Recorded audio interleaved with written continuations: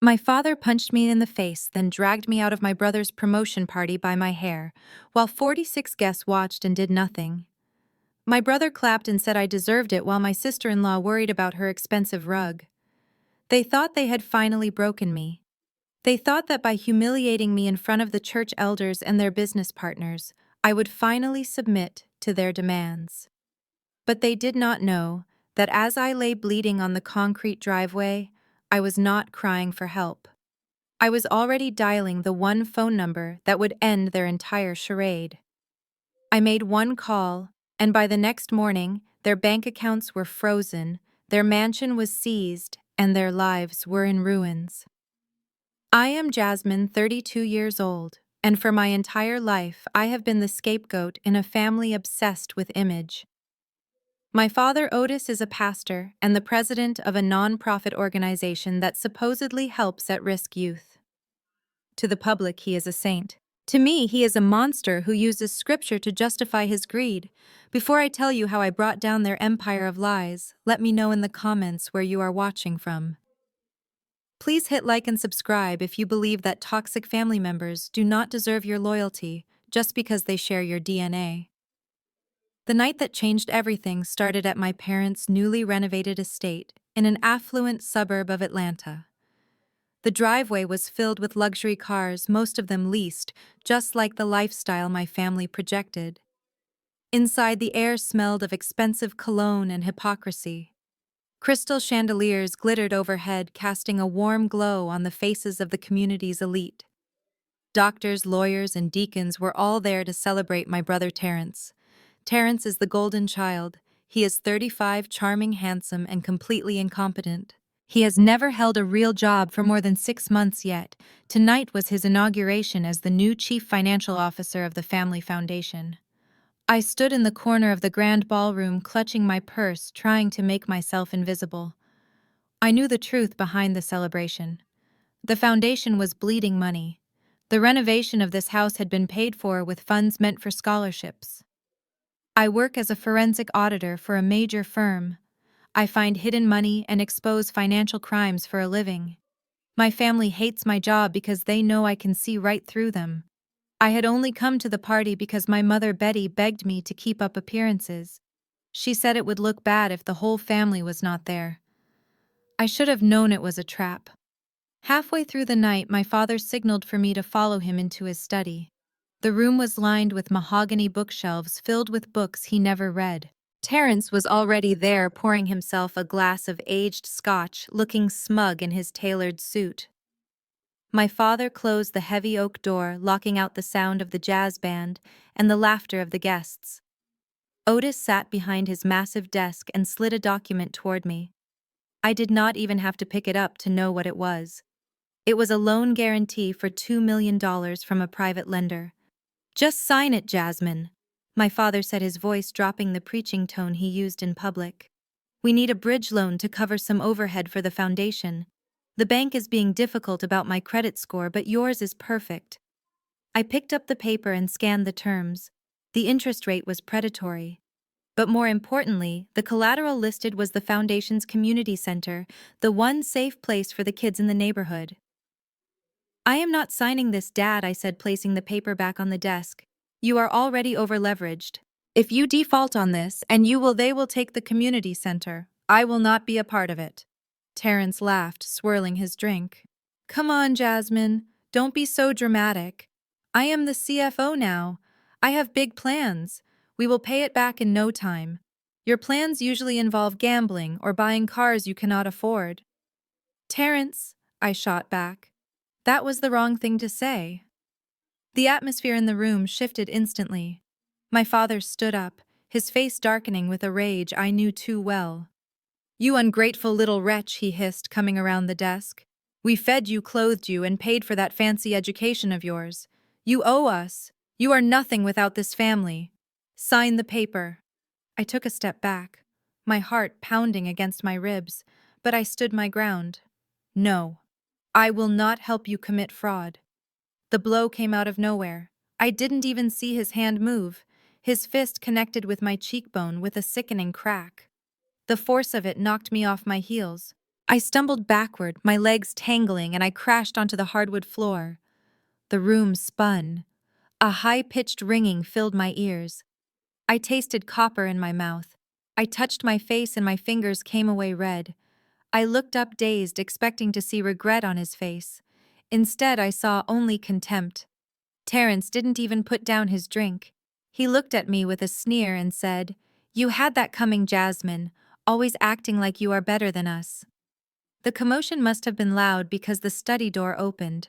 Courtney Terrence's wife stood in the doorway. She was wearing a silk gown that cost more than my car. She looked at me sprawled on the floor bleeding, and then she looked at the rug beneath me. "Oh my God, Otis!" she shrieked, but not out of concern for my safety. "Get her off the floor. She is dripping blood on my new Persian runner. Do you know how much that cost? It is authentic silk." My father reached down, but not to help me up.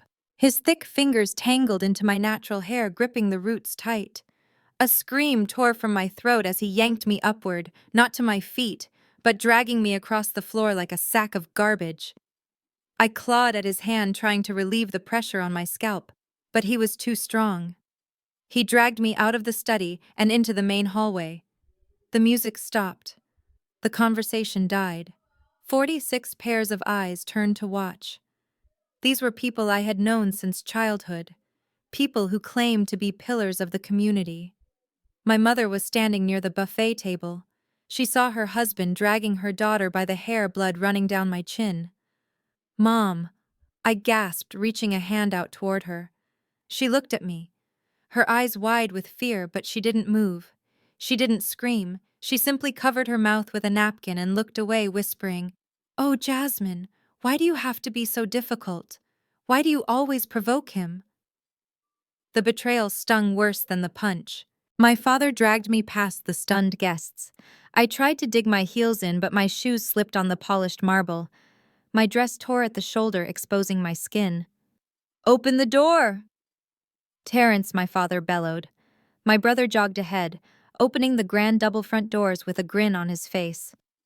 "This is what happens when you disrespect the family." "Jasmine, let this be a lesson." My father swung me forward, releasing my hair. I flew out onto the front porch, stumbling down the stone steps before collapsing onto the concrete driveway. My knees scraped against the rough surface, tearing skin. "Get out of here," my father shouted, his chest heaving. "And don't come back until you are ready to apologize and sign that paper." He slammed the heavy doors shut. I heard the lock click. Then, through the thick wood, I heard Terrence's voice. "Sorry about that, everyone. Just a little family misunderstanding. Let's get back to the party." And then the most chilling sound of all. Applause. They were clapping. They were going back to their champagne and their canapes as if I didn't exist. I sat there in the dark for a long time, the cold night air stinging my open wounds. My face throbbed with a pulse of its own. I felt small, broken, and utterly alone. For years I had protected them. I had fixed their tax returns, covered up their bad investments, and kept their secrets because I thought that was what family did. I thought if I worked hard enough, if I was useful enough, they would finally love me. But as I wiped the blood from my lip and looked at the closed doors of the mansion, I realized the truth. They didn't love me. They loved my utility. And now that I had refused to be used, I was trash to them. Something inside me snapped. It wasn't a break, it was a shift. The sadness evaporated, replaced by a cold, hard clarity. I was done being the victim. I was done being the scapegoat. I reached into my torn purse and pulled out my phone. The screen was cracked from the fall, a spider web of glass over the display, but it still lit up. My thumb hovered over the emergency dialer, but I didn't call 911. The local police chief was inside that house drinking my father's scotch. Calling them would be useless. Instead, I scrolled down to a number I had never saved, with a name only a series of digits I had memorized for a worst-case scenario. It was the direct private line of Special Agent Miller, the head of the federal task force investigating financial crimes in the nonprofit sector. I took a deep breath, ignoring the pain in my jaw, and pressed call. It rang twice. Miller, a gruff voice answered. Agent Miller, it is Jasmine. I said, my voice steady and cold as ice. Jasmine, is everything all right? You are calling late. I looked up at the glowing windows of the mansion, seeing the silhouettes of my family dancing inside. I am ready, I said. Activate the file. Operation Clean House. There was a pause on the other end. Are you sure, Jasmine? Once we start this, there is no going back. We will take everything. I touched my swollen cheek. Take it all, Miller. Take every single dime. I hung up the phone and limped toward my car. They had their party tonight, but tomorrow the hangover would be lethal. The drive to the county hospital was a blur of neon lights and throbbing pain. I gripped the steering wheel of my sedan with white knuckles, trying to keep the car steady as my left eye began to swell shut. Every bump in the road sent a fresh wave of agony through my skull, but the physical pain was nothing compared to the cold, hollow ache in my chest. I was 32 years old, a senior forensic auditor who brought down corporate fraudsters for a living, and yet I was driving myself to the emergency room because my father had treated me like a rebellious child. I parked in the shadows of the emergency lot, avoiding the bright floodlights. I did not want anyone to recognize Jasmine, the pastor's daughter, in this state. Checking my reflection in the rearview mirror was a mistake. The woman staring back at me looked like a stranger. My lip was split, dried blood caked on my chin, and a dark purple bruise was blossoming across my cheekbone. I looked like a victim. I hated that word. I had spent my entire career fighting for victims, ensuring they got justice. I never thought I would be one. Walking into the sterile, white waiting room, I kept my head down. The triage nurse, a kind-faced woman named Brenda, who I had seen at church once or twice, gasped when I approached the desk. "Honey," she whispered, leaning over the counter. "Who did this to you? We need to call the police." I shook my head immediately, wincing as the movement pulled at my bruised neck. "No police, Brenda. Please. Just put it down as a fall." I slipped on the stairs. She looked at me with sad, knowing eyes. She knew who my father was. Everyone in this district knew Pastor Otis. She also knew that the local police chief Henderson played golf with my father every Sunday after service. If I called the police now, Henderson would be at the hospital in 10 minutes, not to take a statement, but to smooth things over and make sure the pastor's reputation remained spotless. I would be painted as the hysterical daughter having a mental breakdown. I had seen them do it to others. I would not let them do it to me.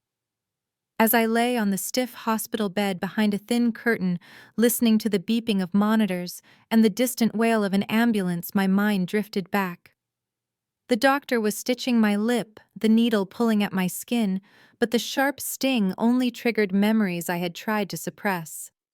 This was not the first time they had hurt me, though it was the first time they had used fists. The violence had always been financial and emotional, a slow bleed that I had foolishly mistaken for family duty.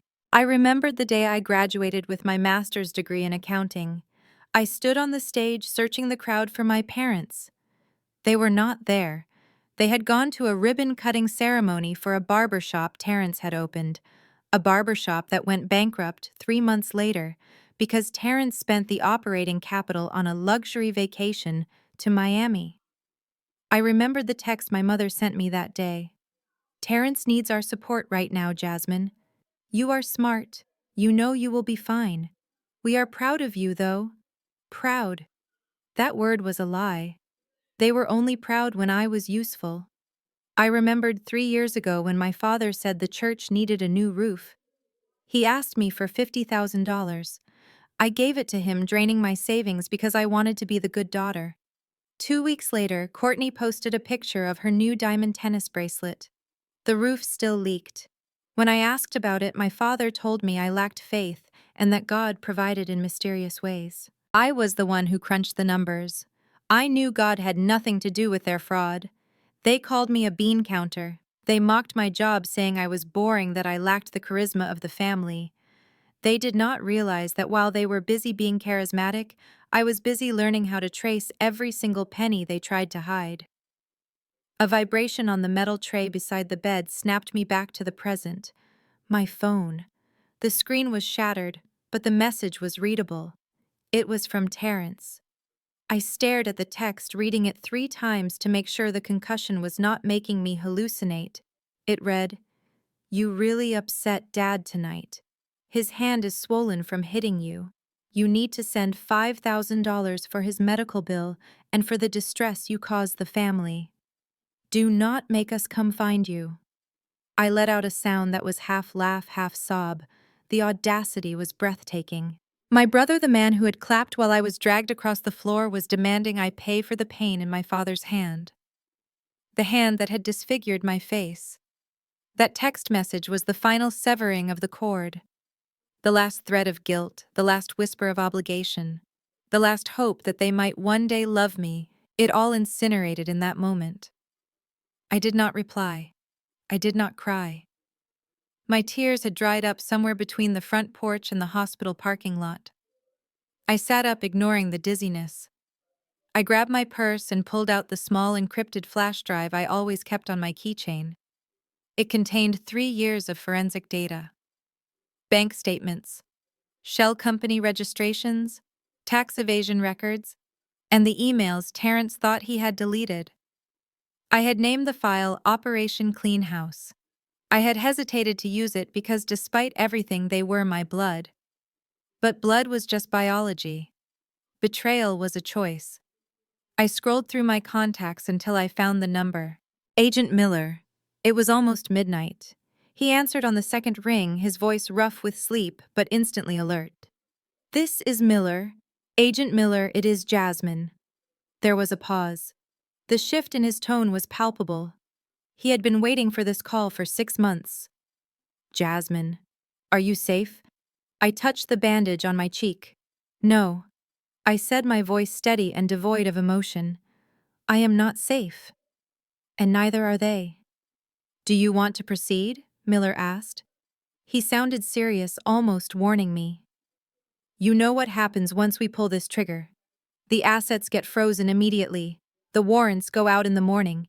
Your father, your brother, the whole organization. There is no turning back." I looked at the text from Terrence one last time. $5,000 for his hand. "Executed," I said. "File 409. I want full aggressive enforcement. No deals, no immunity. Burn it all down." "Copy that," Miller said. "I will mobilize the team. We will be at the church on Sunday." I hung up the phone. The silence in the room was heavy, but it was not oppressive anymore. It felt like the silence before a storm. The doctor came back in to check my vitals.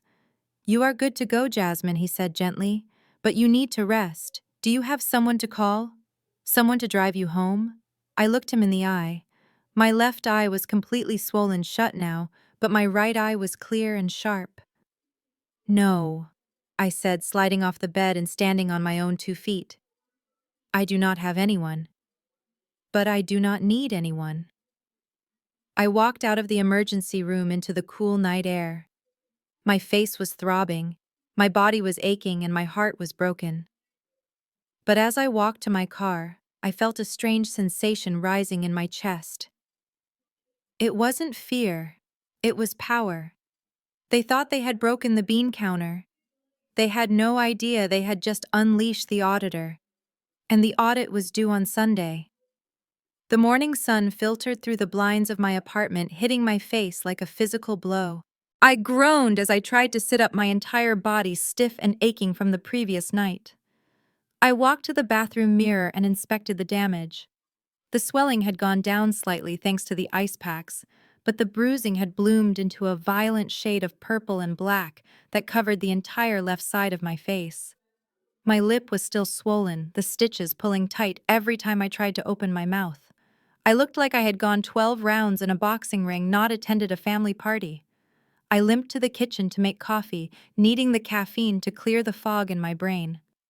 My phone, which I had left on the counter, lit up with a notification. It was Instagram. Against my better judgment, I unlocked the screen and opened the app. The first thing that popped up was a post from Courtney. It was a photo taken last night, presumably after they had thrown me out. The caption read, "Glorious night celebrating my husband's promotion. God is so good to this family. We are blessed beyond measure. Hashtag family first. Hashtag black excellence. In the photo, Terrence was holding a glass of champagne, grinning like he hadn't just watched his father assault his sister. My mother was smiling, that tight practice smile she used for church photos. My father looked regal and composed. They had even photoshopped the background to remove any trace of the scuffle. It was a perfect, curated lie. I felt a surge of bile rise in my throat. They were not just moving on, they were erasing me. They were betting on my silence, banking on the fact that I had always been the obedient daughter who would never shame the family in public. A sharp, authoritative knock at my front door interrupted my scrolling. I froze. My first thought was that Terrence had come to finish what he started. I moved quietly to the door and checked the peephole. It wasn't Terrence. It was a tall, broad-shouldered black man in an expensive navy suit. I recognized him immediately. It was Harrison, the family's longtime attorney. He was the one who made my father's traffic tickets disappear and drafted the contracts that kept the foundation's money moving in circles. He was a fixer. I unlocked the deadbolt and opened the door just enough to show my face. Harrison's eyes flickered to my bruise for a fraction of a second, but his expression remained professionally neutral. He didn't gasp. He didn't ask if I was okay. He just gave a tight, polite nod. "Good morning, Jasmine," he said, his voice smooth and deep. "May I come in? We need to discuss the unfortunate events of last evening." I stepped back and opened the door wider, allowing him to enter. He walked in with the confidence of a man who owned every room he stepped into, placing his leather briefcase on my dining table. He looked around my apartment with a subtle sneer, judging the modest furniture and the lack of luxury. "My father sent you, didn't he?" I asked, leaning against the kitchen counter, because my legs were still trembling. Harrison clicked the latches on his briefcase open. "Your father is very concerned about you, Jasmine. He feels that emotions ran high last night and that mistakes were made on both sides. He wants to ensure that this family remains united." "Mistakes on both sides," I repeated, my voice rising. "He punched me in the face, Harrison. He dragged me by my hair across a hardwood floor." Harrison held up a hand, stopping me. "We are not here to litigate the past, Jasmine. We are here to secure the future. Your father is willing to overlook your disrespect and the disruption you caused at the party. He is even willing to cover your medical expenses and provide a small stipend to help you get back on your feet, provided we can come to an understanding." He pulled a thick document out of his briefcase and slid it across the table toward me. "What is this?" I asked, staring at the crisp white paper. "It is a standard non-disclosure agreement," Harrison explained, uncapping a gold fountain pen. "It states that you will not discuss, publish, or share any details regarding the internal affairs of the Sterling family or the Hope for Youth Foundation. It also includes a clause that prevents you from pursuing any legal action regarding the alleged incident last night. In exchange, the family will not pursue legal action against you for defamation or the potential financial damages caused by your scene at the party." I looked at him, stunned by the audacity. They were not just trying to buy my silence, they were threatening to sue me for getting beaten up. "And if I don't sign?" I asked quietly. Harrison sighed, a sound of mock sympathy. "Then your father will be forced to cut you off completely.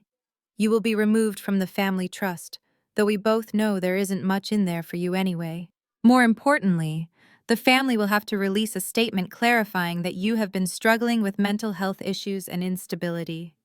It would be very damaging for your career as an auditor if word got out that you were emotionally compromised." It was a threat, a clear, cold threat to destroy my professional reputation if I spoke up. I walked over to the table and picked up the document. My hands were shaking, but not from fear. They were shaking from adrenaline. I read the legal jargon carefully. It was comprehensive. It specifically forbade me from speaking to law enforcement or regulatory agencies about the foundation's finances. My auditor's brain kicked into high gear. Harrison, in his arrogance, had just made a fatal error. By asking a witness to a crime to sign a contract buying their silence, and by including clauses about concealing financial data, he was committing a federal crime. This document was not a shield for them, it was a smoking gun. It was tangible proof of obstruction of justice and witness tampering. I knew exactly what I had to do. I had to play the part. I had to be the scared, defeated daughter they expected me to be. I sat down at the table, letting my shoulders slump. I stared at the paper, letting a single tear escape from my right eye. "I just want this to be over," I whispered, making my voice sound small and broken. "I don't want to lose my family. I don't want people to think I'm crazy." Harrison softened, thinking he had won. "It is for the best, Jasmine. Just sign and we can put this ugly chapter behind us. Your father loves you. He just needs loyalty." I picked up the pen. My hand hovered over the signature line. If I signed this, it would be void anyway because it was a contract to cover up a crime. But the act of them coercing me to sign it was the evidence Agent Miller needed to elevate this case from simple fraud to a racketeering conspiracy. I pressed the pen to the paper and signed my name. Jasmine Sterling. Harrison smiled, a shark baring its teeth. He pulled the document away, checked the signature, and placed his copy in his briefcase.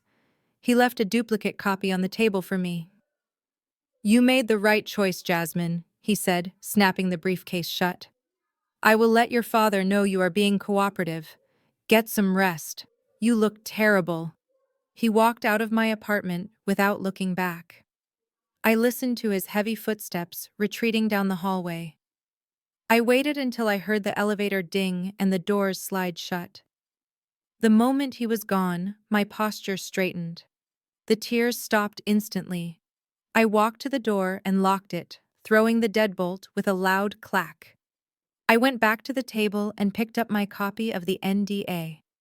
I scanned it immediately with my phone, the high-resolution camera capturing every clause, every threat, and my shaky signature at the bottom. I opened the encrypted messaging app I used to communicate with Agent Miller. I attached the file and typed a short message. "They just tried to buy my silence." Attorney Harrison presented me with this NDA, threatening my career if I reported the assault or the financial discrepancies. Obstruction of justice, witness tampering, add it to the pile. I hit send. A moment later, 3 dots appeared, then a reply from Miller. "We have them. This connects the lawyer to the conspiracy. It proves intent to conceal. Good work, Jasmine. Stay inside. We are moving the timeline up." I put my phone down and looked at the NDA one last time before shredding the physical copy. I walked to the window and looked out at the city skyline. Somewhere out there, my family was probably toasting to their victory, thinking they had neutralized the threat. They thought they had buried me. They didn't realize they were actually seeds, and I was about to grow a jungle of consequences that would suffocate them all. The calm before the storm was over. Now the rain was about to fall. And it was going to wash away everything they had built. The glow of 3 27-inch monitors was the only light in my office. While the rest of the world was waking up to a sunny Tuesday morning, I was deep in the digital catacombs of the Hope for Youth Foundation. My face still throbbed, a constant rhythmic reminder of why I was sitting here instead of curling up in bed, but the physical pain was becoming background noise. It was being drowned out by the sheer, unadulterated focus of the hunt. I was not just Jasmine the daughter anymore. I was Jasmine the forensic auditor, and I was dissecting my family's life with the cold precision of a surgeon. Agent Miller had given me the green light to assist in the preliminary tracing while his team secured the warrants. He needed me to identify the most active accounts to freeze first. It did not take long. My father and brother were arrogant, and arrogance makes people sloppy. They thought because they were the signatories, no one would ever look at the raw data. I pulled up the ledger for the fiscal year. On the surface, it looked legitimate.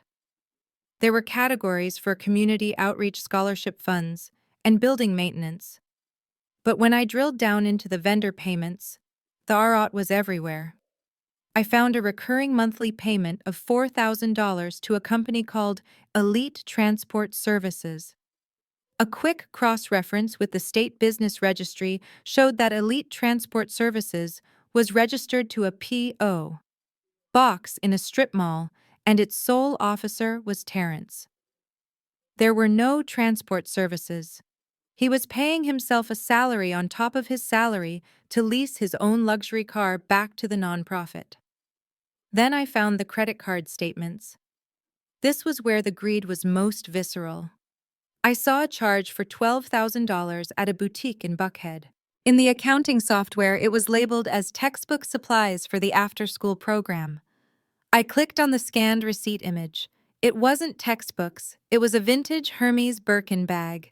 The date on the receipt matched my sister-in-law Courtney's birthday.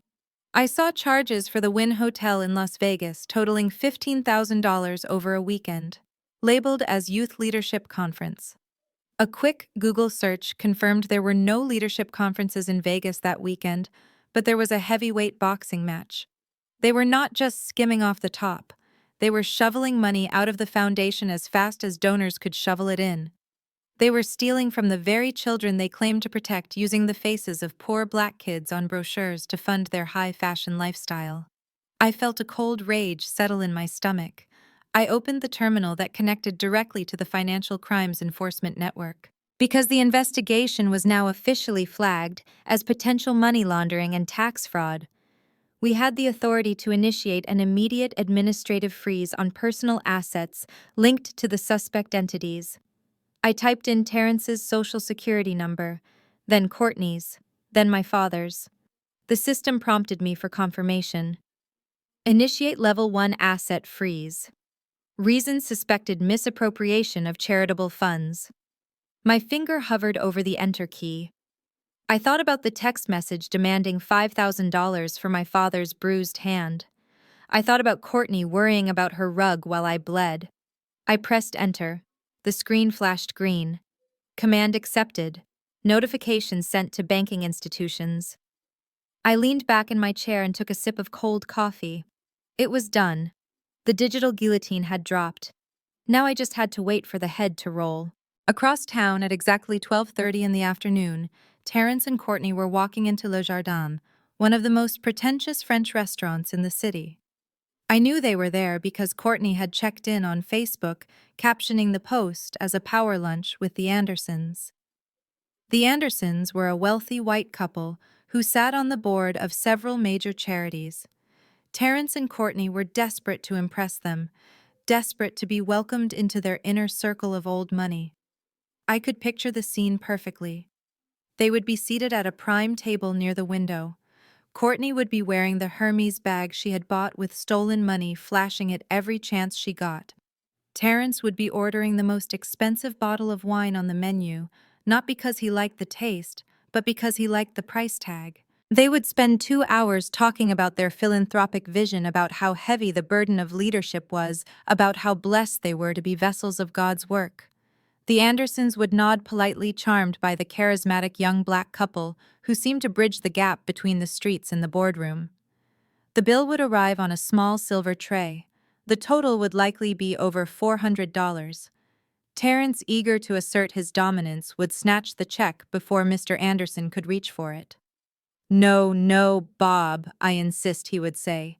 "It is on the foundation today. We are celebrating."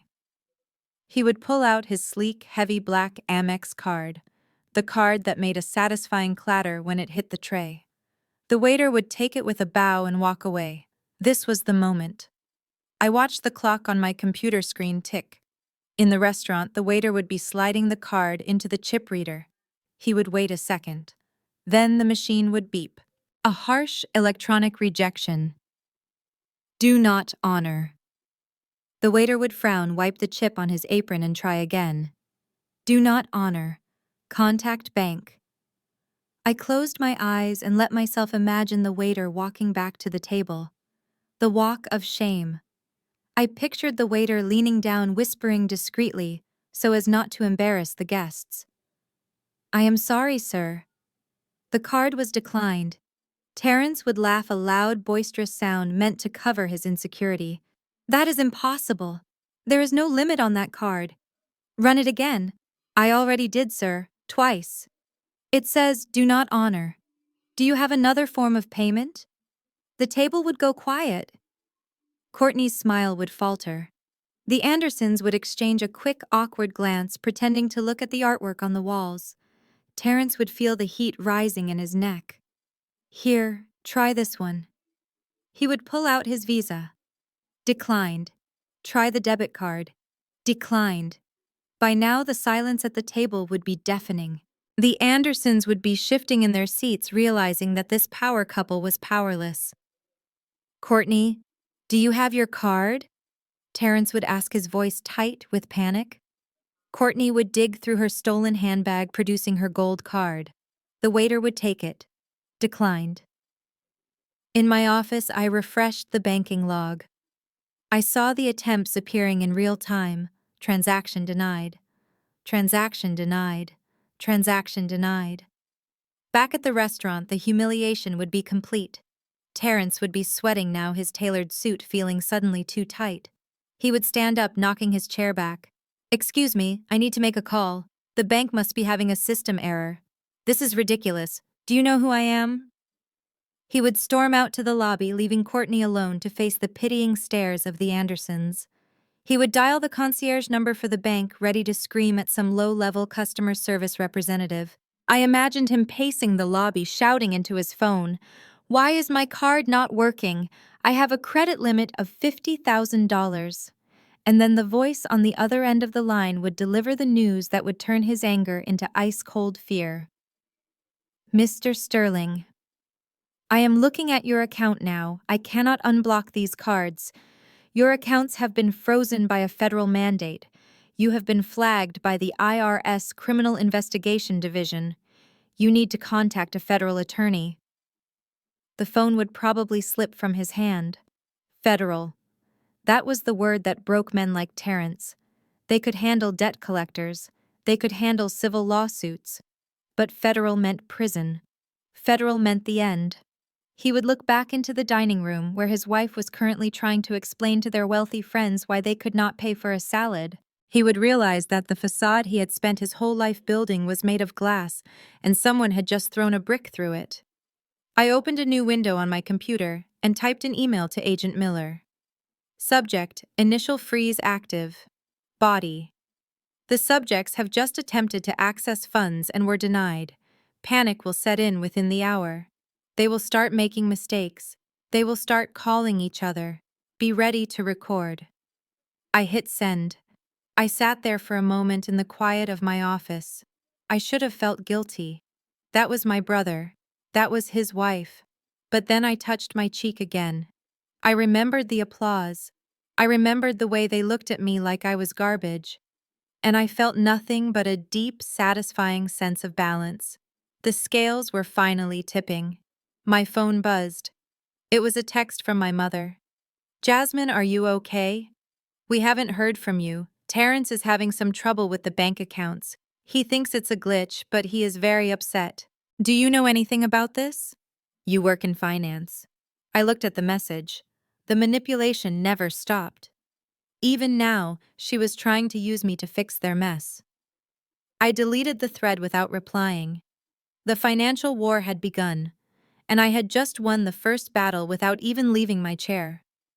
The headquarters of Hope for Youth was designed to look humble from the outside to encourage donations, but the executive suite was pure opulence. From the digital safety of my command center 3 miles away, I watched the surveillance feed of my brother Terrence storming into the building. He was 30 minutes late as usual. His designer suit was rumpled, and beads of sweat were already glistening on his forehead. He did not look like a CEO. He looked like a man running from a ghost. I adjusted my headset, turning up the volume on the microphone I had covertly installed in his office months ago. At the time, I told him it was part of a new security system to protect against break-ins. In reality, it was my insurance policy. I had known this day would come. Through the grainy black and white video, I saw Mrs. Higgins, the office manager, intercept him in the hallway. Mrs. Higgins was a 60-year-old widow who kept the place running while Terrence played golf. She looked worried, clutching a stack of payroll checks against her chest. "Mr. Sterling," she said, her voice trembling slightly through my speakers. "The bank just called. They said the payroll transfer was rejected. The staff are waiting for their checks. Some of them have rent due today." Terrence waved her off, not even stopping to look her in the eye. It is just a glitch, Mrs. Higgins. I am handling it right now. Tell them to wait. He slammed his office door shut and locked it. I watched him lean against the heavy wood for a moment, breathing hard. The humiliation at the restaurant had shaken him, but he still thought he could fix this. He still thought he was smarter than the system. He rushed to his desk and woke up his computer. I saw his fingers flying across the keyboard, logging into the Foundation's primary operating account. On my screen, I saw the login attempt. I took a sip of water and waited. He stared at his monitor. I could practically see the color draining from his face as the red banner flashed across his screen. Account frozen. Contact Federal Administrator. He tried again. And again. He slammed his fist onto the mahogany desk, rattling the expensive crystal decanter set that had been purchased with money meant for after-school tutoring programs. No, no, no, he muttered, his voice rising in panic. This cannot be happening. He grabbed his desk phone, then slammed it down, realizing the landlines might be compromised. He pulled out his personal cell phone, the one with the cracked screen from when he threw it earlier, and dialed a number. I did not need to guess who he was calling. Dad. Pick up, he hissed into the phone, pacing the length of his office. Finally, Otis answered. I could hear my father's booming voice clearly through the office speakers. Terrence? Why are you calling me? I am preparing for the deacons' meeting. Dad, it is all gone. Terrence whispered, his voice cracking. The credit cards, the operating account, even the reserve fund. Everything is locked. Mrs. Higgins is outside asking for payroll. What do I do? There was a silence on the other end. Then my father's voice dropped to a low, dangerous growl. Stop panicking, boy. You sound weak. If they froze the domestic accounts, it means the IRS is phishing. They do not have everything. But I cannot pay the staff, Dad, Terrence shouted. If I don't pay them, they will talk. If they talk, the press will be here by tomorrow. Listen to me, Otis snapped. We have the contingency. I told you never to touch it unless it was an emergency, but this qualifies. You mean the island account? Terrence asked, looking around the empty room as if the walls had ears. Yes, the Cayman account, Otis confirmed. There is $200,000 in there. Transfer enough to cover payroll and get some cash for yourself. Do it now and do not use the office Wi-Fi. Use your cellular data. I smiled. They were so predictable. The Cayman Islands account was their pride and joy. They thought it was untouchable, hidden behind layers of shell companies and offshore privacy laws. They thought no one knew about it. But they forgot who set up their IT infrastructure.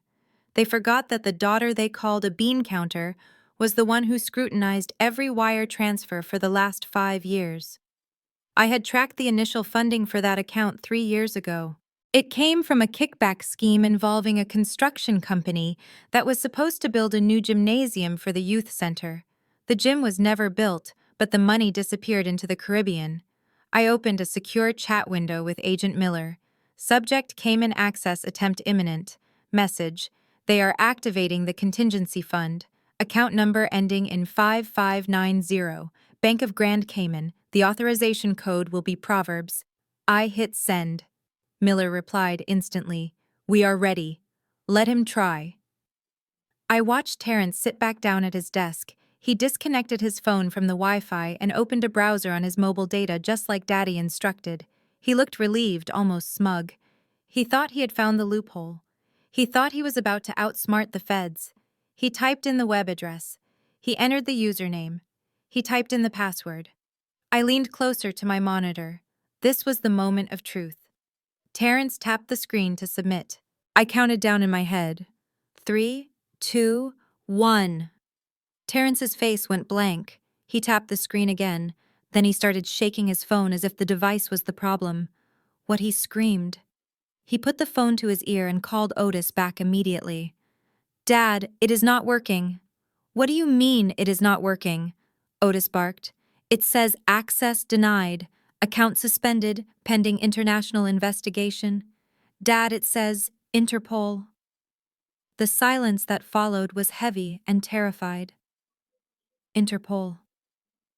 That was a level of trouble they had not even conceived of. That meant international crime. That meant extradition. That meant the end of the world as they knew it. It cannot be. Otis whispered, his voice trembling for the first time. No one knows about that account. Only you and I have the codes. Someone is talking. Terrence said, his eyes darting around the room wildly. We have a rat. It has to be someone in the office. Is it Mrs. Higgins? She has been asking questions about the budget lately. Mrs. Higgins, Otis scoffed. That old woman does not know how to turn on a PDF file. Think Terrence. Who else has had access to the files? Terrence paused. I could see the gears turning in his head. He looked at the security camera in the corner of the room, staring directly at me without knowing I was there. Jasmine, he whispered. Otis laughed, a harsh, dismissive sound. Your sister. Please. Jasmine does not have the stomach for this. She is probably crying in her apartment right now, terrified we are going to sue her. She signed the NDA this morning, Terrence. Harrison told me she was shaking like a leaf. She is weak. She is not capable of this. You are right, Terrence said, wiping sweat from his upper lip. She is too soft. It must be the accountant we fired last year. Or maybe the bank made a mistake. They were so arrogant. Even as their walls were crumbling down around them, they could not conceive that the daughter they abused was the architect of their destruction.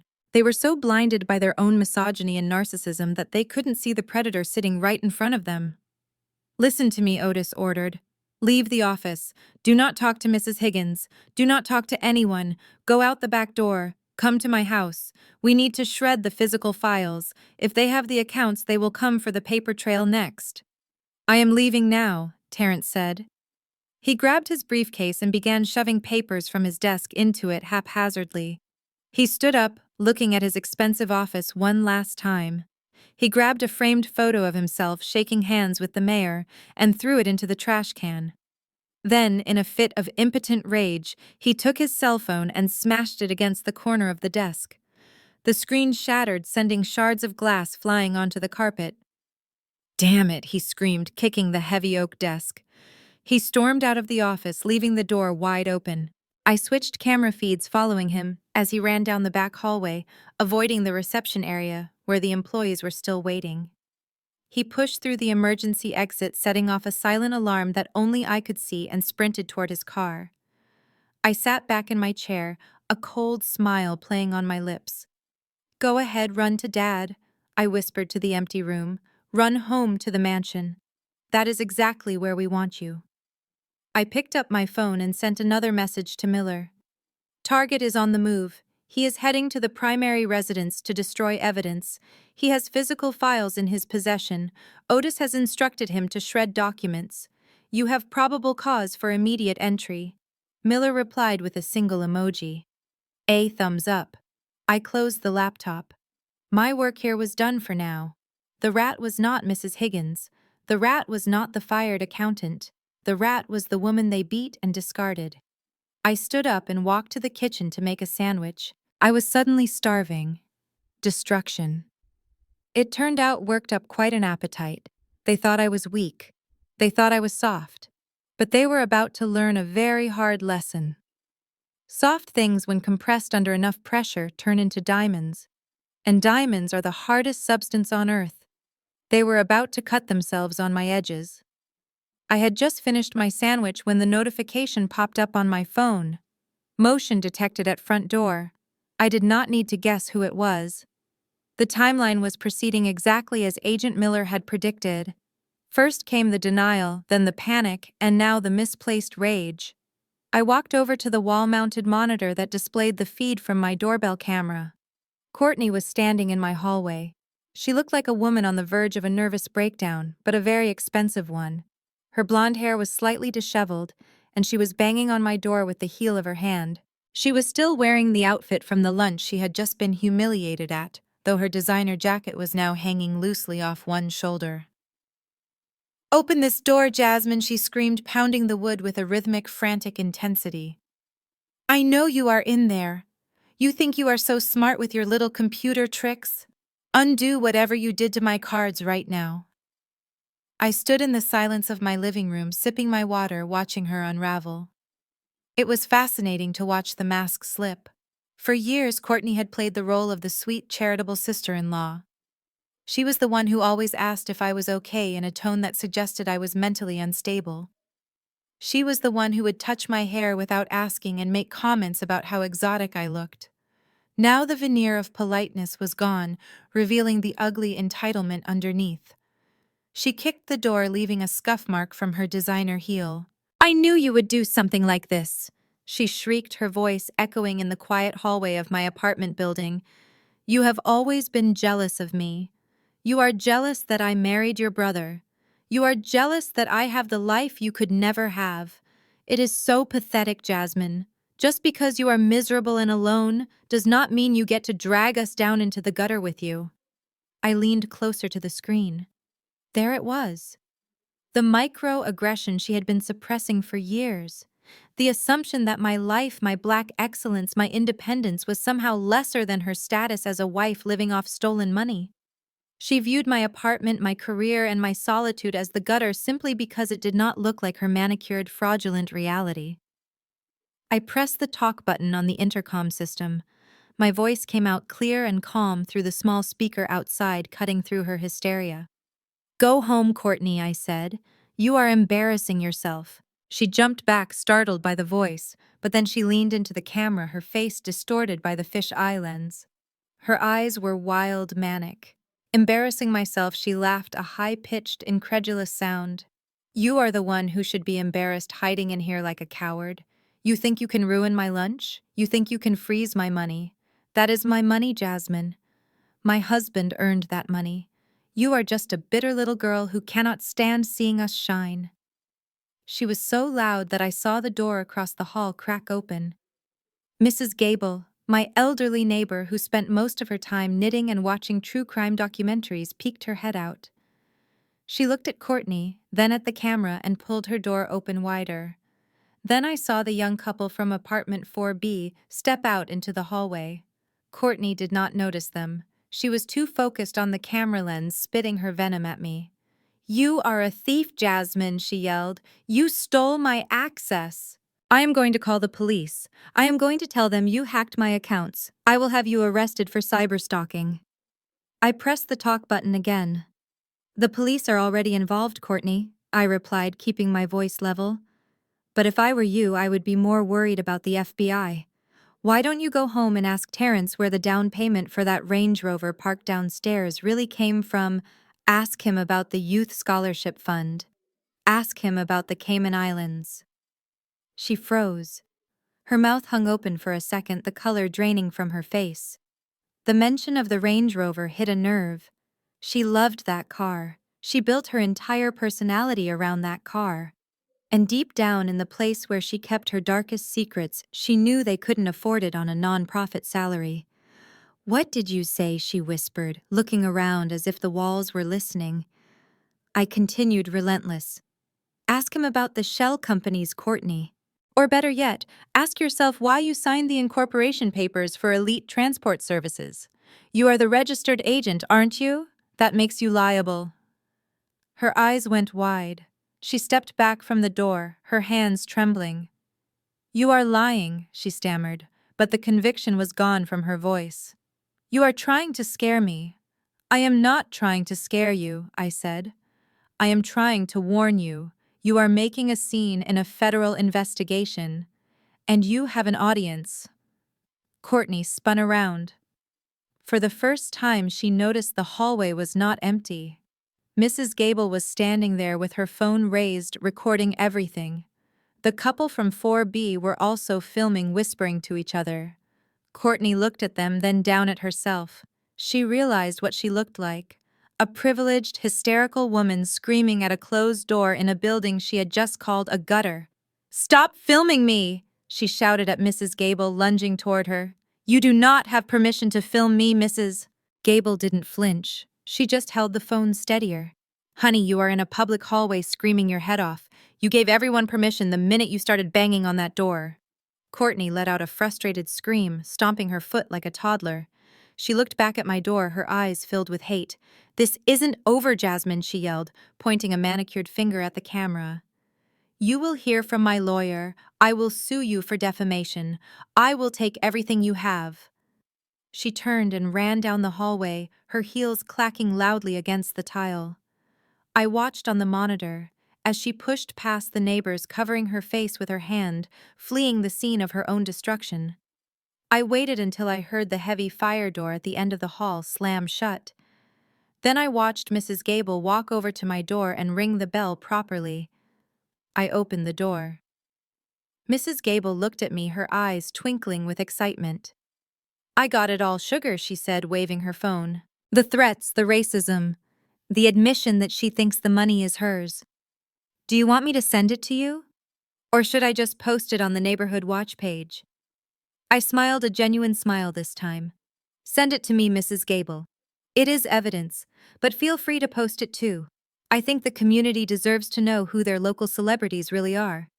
She winked and headed back to her apartment. I closed the door and leaned against it, letting out a long breath. Courtney thought she had come here to intimidate me. She thought she could use her volume and her status to bully me into submission. Instead, she had just handed me another nail for her coffin. She threatened to sue me for defamation. It was almost funny. In a defamation case, truth is the absolute defense. And I had nothing but the truth. I walked back to my computer. Agent Miller had messaged me. "Audio picked up from your location. We heard everything. That was textbook harassment. We can add a restraining order to the pile if you want." I typed back, "No need. Let her run. She is going back to Terrence now. They are going to turn on each other. Fear makes people selfish." I looked out the window, watching Courtney's Range Rover peel out of the parking lot, nearly hitting a delivery truck. She was driving recklessly. She was panicked. The dominoes were falling faster than I expected. They were not just losing their money, they were losing their minds.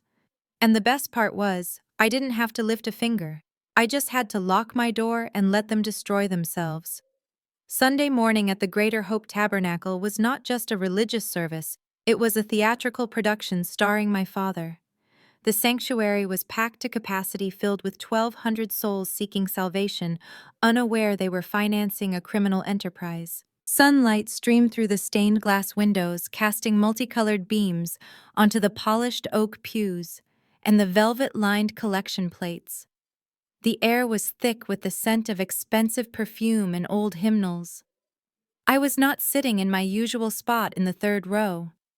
Instead, I was sitting in my home office, watching the live stream on my largest monitor, a mug of tea in my hand, waiting for the final act of the tragedy to begin. My father, Pastor Otis Sterling, stood behind the crystal pulpit, looking every inch the holy patriarch. He wore a custom-tailored purple robe with gold embroidery symbolizing royalty and divinity. He wiped sweat from his brow with a silk handkerchief, his voice booming through the $1 million sound system that Terrence had overbilled the foundation for. Today's sermon was titled, "The Sin of the Ungrateful Child." It was not subtle. It was a direct public assassination of my character. He leaned into the microphone, his voice dropping to a theatrical whisper that echoed through the silent hall. "The Bible tells us to honor our father and mother, so that our days may be long upon the earth. But what happens when a child bites the hand that fed her? What happens when a daughter raised in the lap of luxury, surrounded by the blessings of this church, turns her back on her blood?" The congregation swayed, murmurs of amen and preach pastor rippling through the crowd. I saw Mrs. Jenkins in the front row shaking her head in disgust, clearly thinking of me. I saw the deacons nodding solemnly. They were all buying it. He was painting me as the prodigal daughter, the rebellious spirit, who had abandoned the family while he was the long-suffering father. He continued, his volume rising. "There are wolves in sheep's clothing, my brothers and sisters. Sometimes the enemy is not out in the world. Sometimes the enemy is in your own house.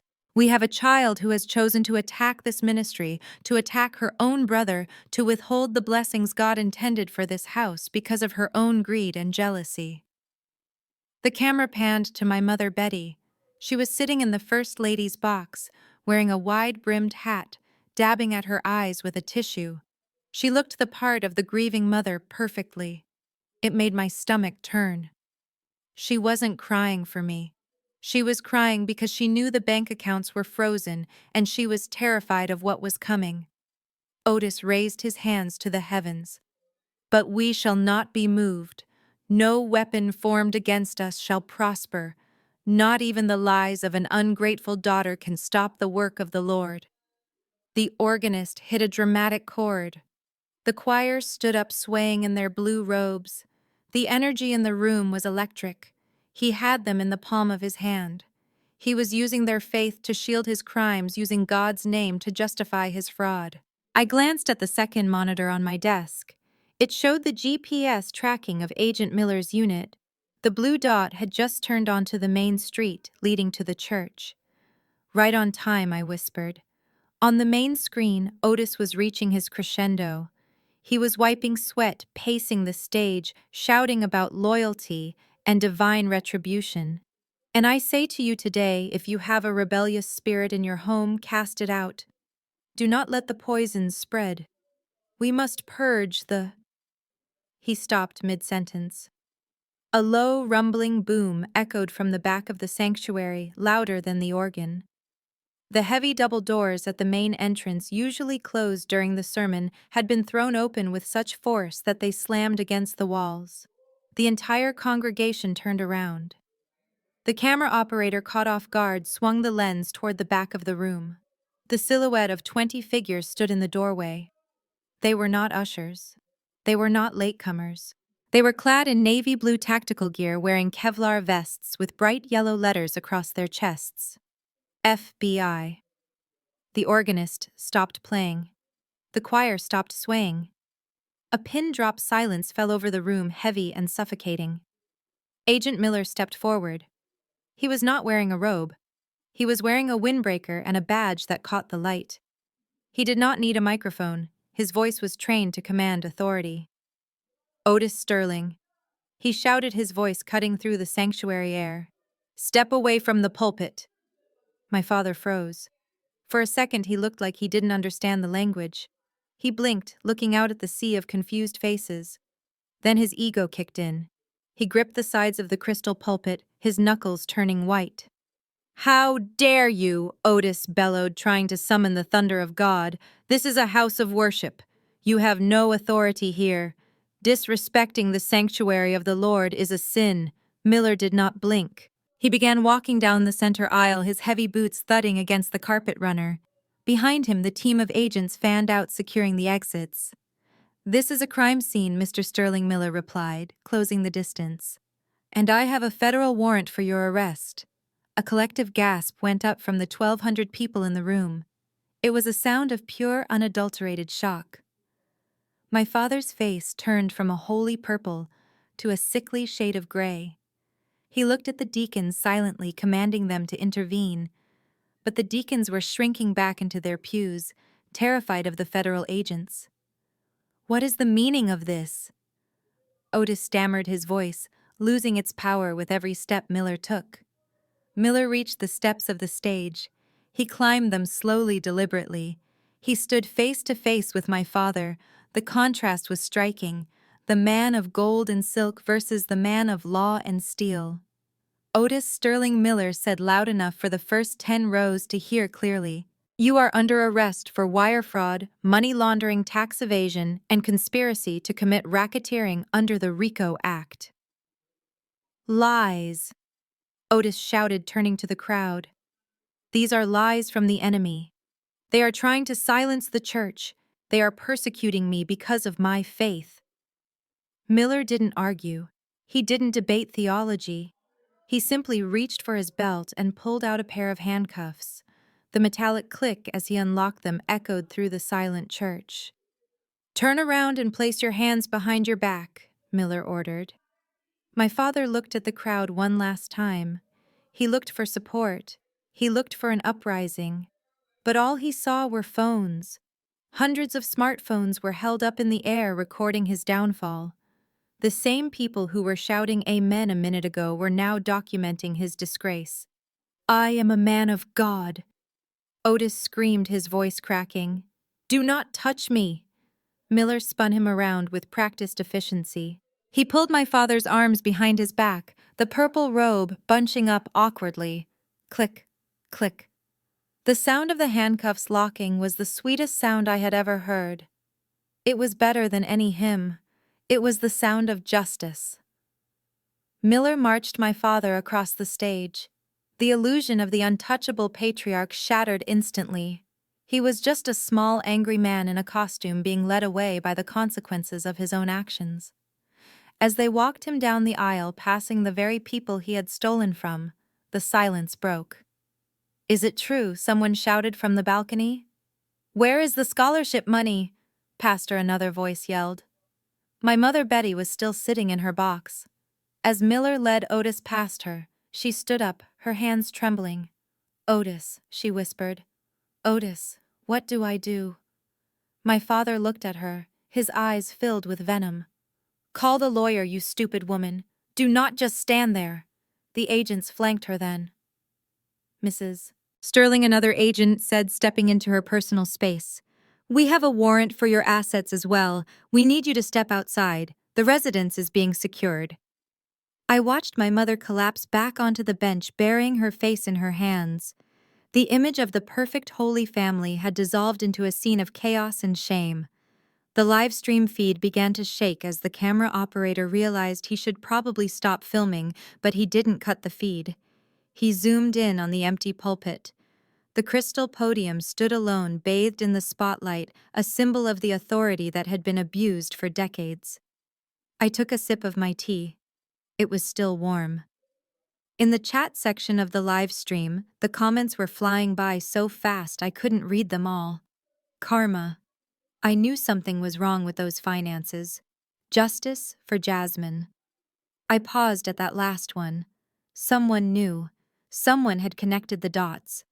I closed the laptop. The show was over. The sermon on the ungrateful child had ended with the father in chains. It was poetic. It was biblical. He had spent years preaching about the apocalypse, about the day of judgment, when all secrets would be revealed. He just never thought that his judgment day would come on a Sunday morning in Atlanta, and that the judge would be his own daughter. I stood up and walked to the window. Outside, the world was continuing as normal. Birds were singing, cars were driving by, but for the Sterling family, the world had just ended. I felt a lightness in my chest that I hadn't felt in years, the heavy blanket of their expectations, their judgment, their hypocrisy. It was all gone. The phone on my desk rang. It was Miller. "We have him, Jasmine. He is in custody. We are heading to the station. Are you ready for the next phase?" I looked at the blank screen where my father's face had been moments ago. "I was born ready, Miller. Let's finish this." I grabbed my keys. It was time to go to the police station, not to bail him out, but to watch him realize that no amount of prayer could unlock a federal jail cell. The observation room at the federal building was cold and smelled faintly of stale coffee and ozone. I stood in the dark, my arms crossed over my chest, staring through the thick pane of one-way glass into interrogation room 1. It was a surreal experience to stand on this side of the mirror. For years, my family had looked at me like I was invisible, like I was a piece of furniture in their grand life. Now I was the only one who could see everything, and they were the ones on display. Inside the stark gray room, my brother Terence sat hunched over a metal table. The golden child, the prince of the Sterling dynasty, looked like a frightened little boy. His expensive Italian suit jacket was crumpled on the floor in the corner. His tie was loosened, hanging around his neck, like a noose he had tied himself. Sweat had soaked through his dress shirt, creating dark patches under his arms. Agent Miller sat across from him, perfectly calm, flipping through a file folder with agonizing slowness. I watched Terrence's leg bouncing nervously under the table. He kept looking at the door, then at the mirror, unaware that I was standing right there, watching his collapse. Miller finally spoke, his voice coming through the speaker in my room with crystal clarity. "We have the logs from the Cayman Islands, Terrence. We know about the transfer attempts you made this morning. We know about the shell companies, Elite Transport Services, Sterling Consulting. It is all here." Terrence let out a sob that sounded more like a choke. He wiped his nose with the back of his hand. "I did not do it," he stammered, his voice high and thin. "It wasn't my idea. I just signed the papers. That is all I did. I just signed where they told me to sign." Miller leaned forward. "Who is they, Terrence? You are the CEO. You are the CFO. Your name is on every document." "It was Dad," Terrence screamed, slamming his hand on the table. "It was all Otis. He set it up. He told me how to move the money. He said it was standard practice for tax optimization. I do not know anything about accounting. I just wanted to make him proud. He forced me into this role. I wanted to open a restaurant, but he made me run the foundation." I shook my head slowly. It took less than 2 hours for Terrence to sell out the father he claimed to worship. All that talk about loyalty, about family legacy, it evaporated the moment he realized he couldn't buy his way out of this room. "He is a bully," Terrence continued, tears streaming down his face now. "He hits people. You saw what he did to Jasmine. He hits me too. He threatened to cut me off if I didn't move the money offshore. Please, I am a victim here. I am just a puppet." Miller looked at the mirror, making eye contact with me, even though Terrence couldn't see it. He gave a subtle nod. I signaled the technician to switch the audio feed to interrogation room 2. My father was a different story. Otis was not crying. He was sitting bolt upright, his posture rigid, his hands clasped on the table as if he were about to lead a prayer. He looked at the 2 junior agents across from him with pure disdain. "This is a misunderstanding of biblical proportions," Otis boomed, trying to summon the authority he used in the pulpit. "I am a spiritual leader. My concern is the salvation of souls, not the minutiae of bookkeeping." One of the agents pushed a photo across the table. It was a picture of the vacation home in the Bahamas purchased with foundation funds. "And this, Mr. Sterling?" the agent asked. "Is this for the salvation of souls?" Otis didn't even blink. "That is a retreat center for burnt-out clergy. It is a ministry asset. If there are financial irregularities, you need to speak to my son. Terrence is the chief financial officer. He handles all the transactions. I have tried to guide him, but he is greedy. He has always been weak-willed. I suspect he has been skimming from the ministry to fund his lavish lifestyle and that high-maintenance wife of his." My jaw tightened. I watched my father throw his golden child under the bus without a moment of hesitation. He didn't care about Terrence. He didn't care about anyone. He would sacrifice his own flesh and blood to keep his reputation intact. He was painting himself as the naive, trusting pastor betrayed by a greedy son. "It is tragic, really," Otis said, shaking his head with mock sadness. "I trusted him with the Lord's treasury, and he plundered it. If crimes were committed, they were committed by Terrence Sterling. I wash my hands of it." I felt a cold chill run down my spine. This was the man I had spent my whole life trying to please. This was the man whose approval I had craved. He was a monster. He wasn't protecting the family. He was a parasite, feeding on us until we were dry and then discarding the husks. I had seen enough. The men in my family were cowards. One was crying and the other was lying. I turned to Miller, who had just walked into the observation room. "What about Courtney?" I asked. Miller sighed. "She is in room 3. She is playing the dumb housewife card. Says she doesn't know what a shell company is. Says she thought the money came from book sales." I laughed, a harsh sound in the quiet room. "Courtney has an MBA, Miller. She knows exactly what a shell company is. She drafted the bylaws for 3 of them." Miller handed me a visitor badge. "Do you want to go in?" I took the badge and clipped it to my blazer. "Yes, I want her to look me in the eye." I walked down the hallway, the sound of my heels clicking on the linoleum echoing the rhythm of my heartbeat. I stopped in front of the heavy steel door marked Interview Room 3. I took a deep breath, composing my face into a mask of professional indifference. I pushed the door open and stepped inside. Courtney was sitting at the table, her head in her hands. When she heard the door open, she looked up, expecting another federal agent. When she saw it was me, her expression went through a complex series of gymnastics. First shock, then anger, and finally a desperate, calculating hope. She looked terrible. Her mascara had run down her cheeks in black streaks. Her hair was a mess. The arrogance she had displayed at my apartment door was gone, replaced by the feral look of a trapped animal. "Jasmine," she gasped, standing up and reaching for me. "Thank God you are here. You have to help me. These people are crazy. They are saying terrible things." I didn't move. I didn't reach back. I stood by the door, my arms at my sides. "Sit down, Courtney," I said calmly. She froze, sensing the coldness in my voice, and slowly sank back into her chair. "Jasmine, listen to me," she said, her voice dropping to a conspiratorial whisper. "You know how Terrence is. You know I didn't have anything to do with the business. I just signed what he told me to sign. I was trying to be a good wife, just like you were trying to be a good daughter.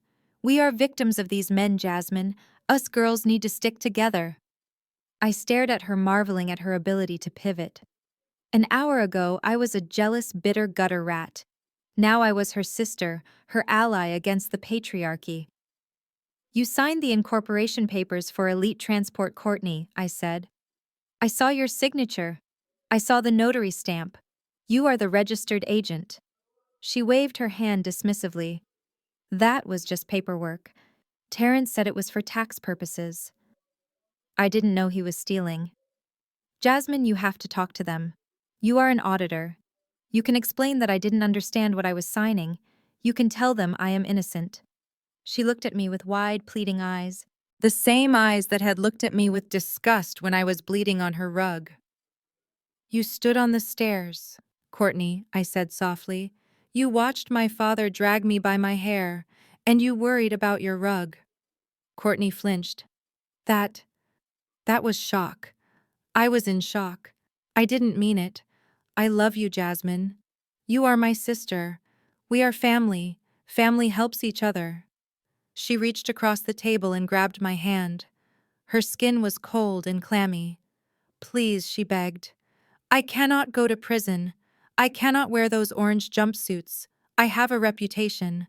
Just tell them I cooperated. Tell them I helped you find the files." I looked down at her hand, gripping mine. I remembered all the times she had made fun of my clothes, my job, my lack of a husband. I remembered how she treated the waiters, the staff, and me. I slowly pulled my hand away from hers. "You want to help me?" I asked. "Yes. Anything." Courtney nodded frantically. "Then tell the truth," I said. "Not the version where you are a victim. The version where you spent $50,000 of scholarship money on handbags." Her face hardened. The mask slipped again. "You bitch," she hissed. "You are enjoying this, aren't you? You planned this whole thing." I leaned down until my face was inches from hers. "I didn't plan for you to be a criminal, Courtney. I just planned to turn on the lights. Whatever scurries away in the dark is not my problem." I stood up and turned to the two-way mirror. "Agent Miller," I said to the glass. "She is ready to talk about the handbags now." I walked out of the room, leaving Courtney screaming my name behind the heavy steel door. As I walked back down the hallway, I felt a weight lifting off my shoulders. The family myth was dead. The loyalty was a lie. And for the first time in my life, I was absolutely free. The steel table between us felt less like furniture and more like a battlefield. I sat down slowly, placing a thick manila folder on the cold metal surface. I did not open it immediately. I just rested my hand on top of it, watching Courtney squirm. The fluorescent lights hummed overhead, a stark, unforgiving sound that seemed to amplify the silence in the room. Courtney wiped her nose with a crumpled tissue, her eyes darting from the two-way mirror to my face, searching for a lifeline. Jasmine, seriously, she started, her voice pitching up into that whining tone she usually reserved for when a waiter brought her the wrong vintage of wine. You have to tell them to stop. This is ridiculous. I have a Pilates class at 4. I cannot be here all day answering questions about things I do not understand. I stared at her, marveling at the disconnect. She was sitting in a federal interrogation room facing decades in prison, and she was worried about Pilates. It was a testament to how deeply insulated her life had been. She truly believed that consequences were things that happened to other people, to poor people, not to women who wore silk scarves and drove Range Rovers. I am just a housewife, Jasmine, she continued, gaining a little more confidence when I didn't interrupt her. I take care of the home. I support my husband. Terrence handles the business. I do not know a debit from a credit. I just sign where he points. That is not a crime, is it? Being a supportive wife is not a crime. She offered me a weak, conspiratorial smile, the kind of smile that said, "You understand, right?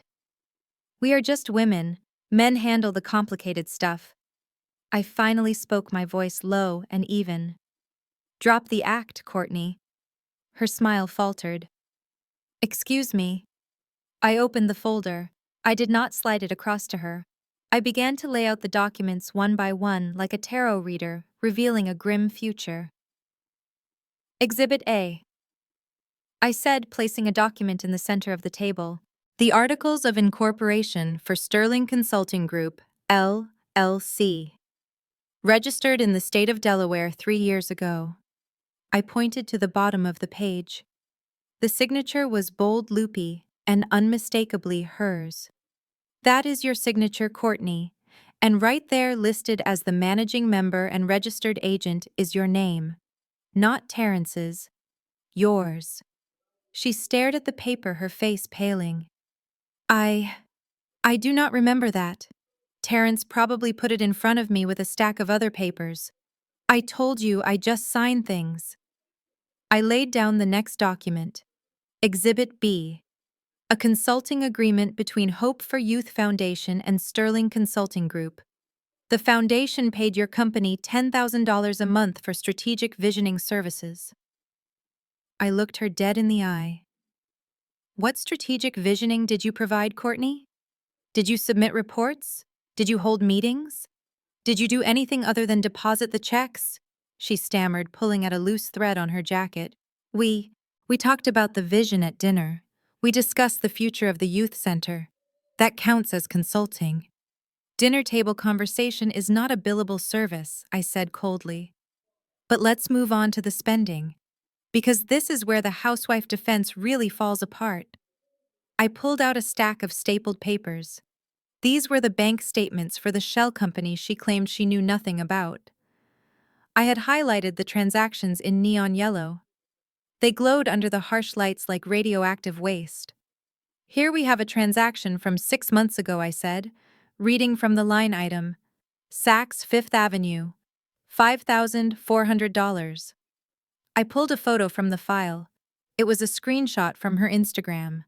She was posing with a new designer trench coat, tagging Saks in the post. The date of the purchase matches the date of the post I noted. I flipped the page. Here is a charge for VIP tickets to the Essence Festival in New Orleans. $3,000. I pulled another screenshot. Courtney and Terrence holding drinks in a VIP booth, smiling like royalty. And here, I said, placing the final, most damning piece of paper on the table. This is the invoice for the Range Rover you drove to my apartment yesterday. The one you used to flee the scene after you screamed at me. The lease is in the name of Sterling Consulting Group. I leaned back in my chair, crossing my arms. You see the problem, Courtney? You claim you are just a naive housewife who doesn't understand business, but you certainly understood how to spend the money. You understood how to drive the car. You understood how to wear the coat. You cannot have it both ways. You cannot enjoy the fruits of the crime and then claim ignorance of the tree. Courtney was shaking now. A real deep tremor that started in her hands and spread to her shoulders. The reality was finally piercing through her bubble of delusion. But Terrence said it was okay, she whispered, tears spilling over again. He said it was a perk. He said the foundation owed us. I leaned forward, my face inches from hers across the table. The foundation is a non-profit, Courtney. It is funded by donations from grandmothers who survive on Social Security. It is funded by grants meant to keep kids off the street. It does not owe you a Range Rover. Taking that money is not a perk. It is theft. It is embezzlement. And because you moved the money across state lines to pay for that festival trip, it is federal wire fraud. I let the words hang in the air. Theft. Embezzlement. Wire fraud. I watched her process them. I watched her realize that her MBA, the degree she bragged about constantly, was actually working against her. A jury would never believe that a woman with a master's in business administration didn't understand the basics of corporate governance. "You are not a housewife, Courtney," I said, delivering the line I had been waiting to say for years. "You are an accomplice, a first-degree co-conspirator in a racketeering enterprise." She flinched as if I had slapped her. "Do you know what the sentencing guidelines are for the amount of money you stole?" I asked, my voice clinically detached. "We are looking at over $500,000 in misappropriated funds. That carries a mandatory minimum. You are looking at 8 to 10 years in federal prison." "Prison," she choked out. "No. No, I cannot go to prison. I have a life. I have friends. Your friends are currently deleting your number from their phones," I said brutally. "And as for your life, the government is seizing it. The car, the clothes, the jewelry. It is all proceeds of crime. It is gone."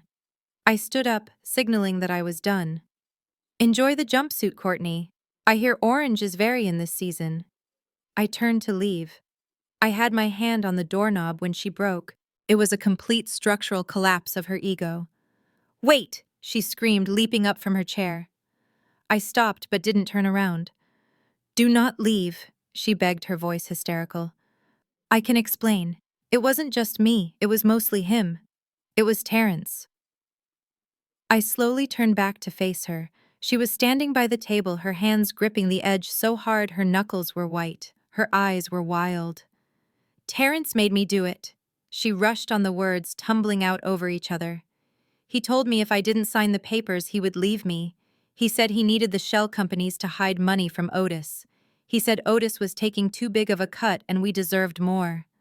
I raised an eyebrow. "So you admit there was a plan, a conspiracy?" "Yes, yes, but it was his plan," she cried. "He has a ledger, a real one, not the one on the computer.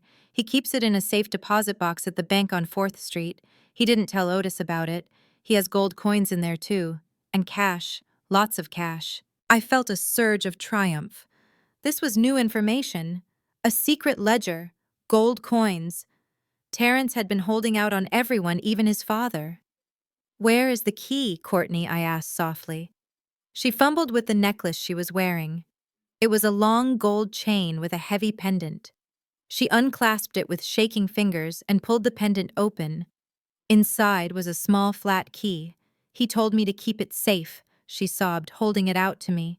"He said if anything ever happened, I should go get the box and run. But I don't want to run. I just want to go home. Please, Jasmine, I gave you the key. Tell them I helped. Tell them I am not like him."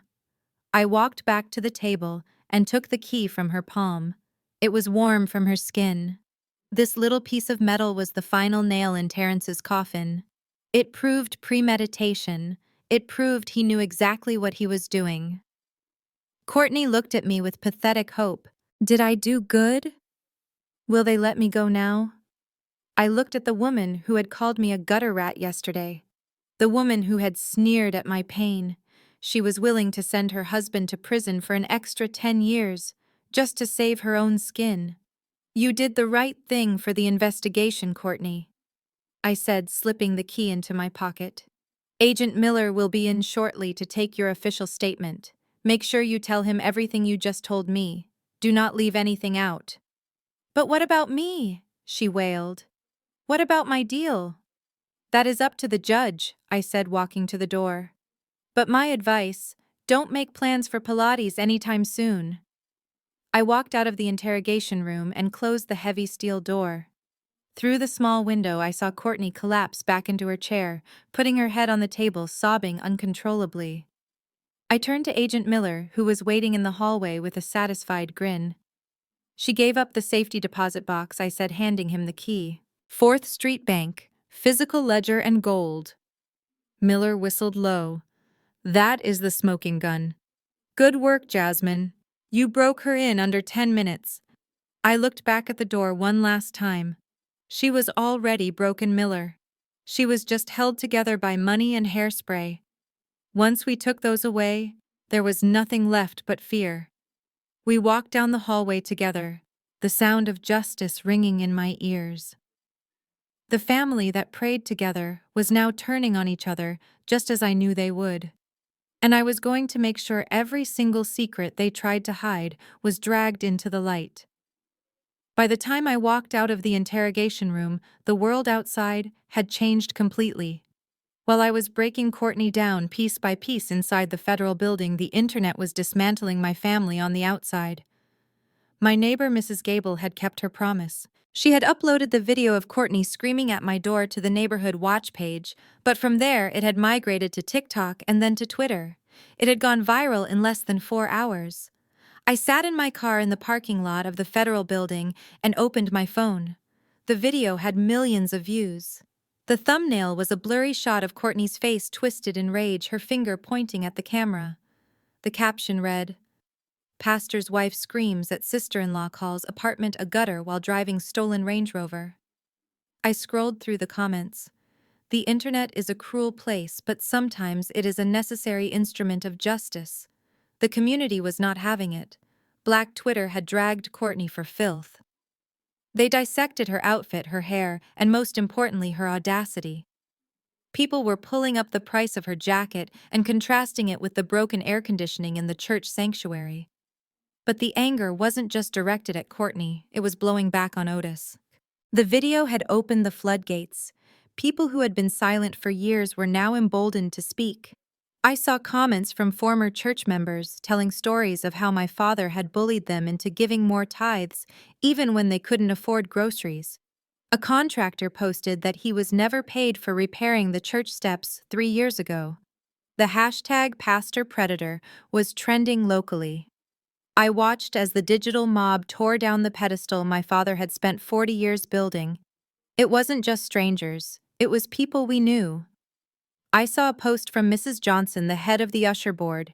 She wrote, "I have served under Pastor Sterling for 20 years, and today I am ashamed. He drove a Bentley while I took the bus to clean his church. The truth is, the light." My phone rang. It was not a number I wanted to see. It was the landline from my parents' house. I stared at the screen for a long moment. I debated letting it go to voicemail. I had done my job. I had given the evidence to the feds. I didn't owe them anything else. But a part of me, the part that was still hurting, needed to hear it. I needed to hear the desperation in her voice to know that it was finally real. I answered, but I didn't say anything. I just listened to the breathing on the other end. "Jasmine, is that you?" It was my mother, Betty. Her voice was shaking so hard she sounded like she was freezing to death. "I am here," I said simply. "Oh, thank God," she sobbed. "Jasmine, you have to do something. It is a nightmare out here. There are news vans parked at the gate. I cannot even go to the grocery store." I looked out the window of my car at the passing traffic. "What do you want me to do, Mother?" "You have to fix this," she said, her voice rising in panic. "You have to put out a statement. Tell them the video is out of context. Tell them Courtney was just having a bad day. Tell them your father is a good man. You are the only one they will listen to right now. You are the victim, so if you forgive us, they will have to back off." I almost laughed. It was tragic, really. Even now, with her husband in handcuffs and her daughter-in-law confessing to federal crimes, she was still trying to manage the public relations. She still thought this was a misunderstanding that could be smoothed over with a nice press release and a Sunday hat. They kicked me out of the Women's Guild, Jasmine, she cried when I didn't answer. Sister Patterson called me 10 minutes ago. She said I am no longer welcome to lead the prayer breakfast. Me, the First Lady of the church. They said I am complicit. They said I enjoyed the stolen money just as much as Otis did. Did you? I asked quietly. What did you enjoy the money, Mother? Did you enjoy the trips to the Bahamas? Did you enjoy the new kitchen? Did you never once ask yourself where it came from when the church roof was leaking? I trusted my husband, she screamed, shrill and defensive. That is what a biblical wife does. I submitted to his leadership. I didn't ask questions. That is not a crime. Willful ignorance is not a defense, I said, reciting the line I had learned in law school. And neither is submission when you are submitting to a criminal. Jasmine, please, she begged, her voice breaking. They are coming to seize the house. Miller said they are going to padlock the doors by tomorrow evening. I have nowhere to go. My friends won't answer my calls. Even my sister said I should be ashamed of myself. You have an apartment. You have room. Please let me come stay with you just until this blows over. I closed my eyes. I pictured my apartment, my sanctuary, the place Courtney had called a gutter, the place where I had healed my own wounds in silence. And then I pictured the night of the party.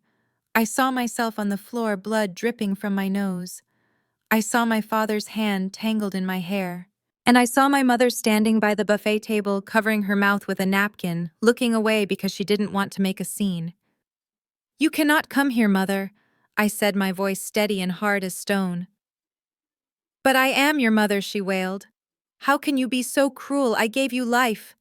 And you watched Dad almost take it away. I cut her off. You stood there. You watched him punch me in the face. You watched him drag me across the floor like an animal. You didn't scream. You didn't try to stop him. You didn't even call me afterward to see if I was alive. You only called me when the money ran out. That was different, she stammered. He was angry. You provoked him. I hung up the phone. I didn't slam it down. I just pressed the red button ending the call and the connection.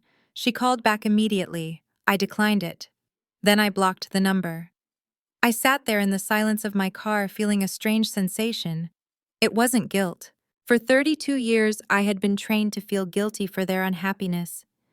I had been trained to set myself on fire to keep them warm. But the fire was out. My phone buzzed again. This time, it was a text from Mrs. Gable, my neighbor. Honey, I just saw the news. They are taking your dad out in cuffs on live TV. And guess what? The church board just released a statement. They are suing your father to get the money back. The whole hood is talking about you, but they are saying you are the only one with a backbone. Keep your head up. I smiled. The community I thought would judge me had actually rallied behind me. They didn't hate me for exposing the pastor. They respected me for protecting the truth. I started the car engine. I had one more stop to make before I went home. I needed to go to the courthouse. I had been called as an expert witness for the upcoming grand jury hearing. My mother was right about one thing. I was the only one people would listen to now. But I wasn't going to use my voice to save her reputation. I was going to use it to ensure that the people she and my father had exploited finally got their justice. As I pulled out of the parking lot, I looked in the rearview mirror. The federal building loomed large and gray behind me, holding the wreckage of my family inside. I didn't look back for long. The road ahead was clear, and for the first time in my life I was driving it alone, and I had never felt more at peace. The price of truth is high, they say. It cost me my parents. It cost me my brother.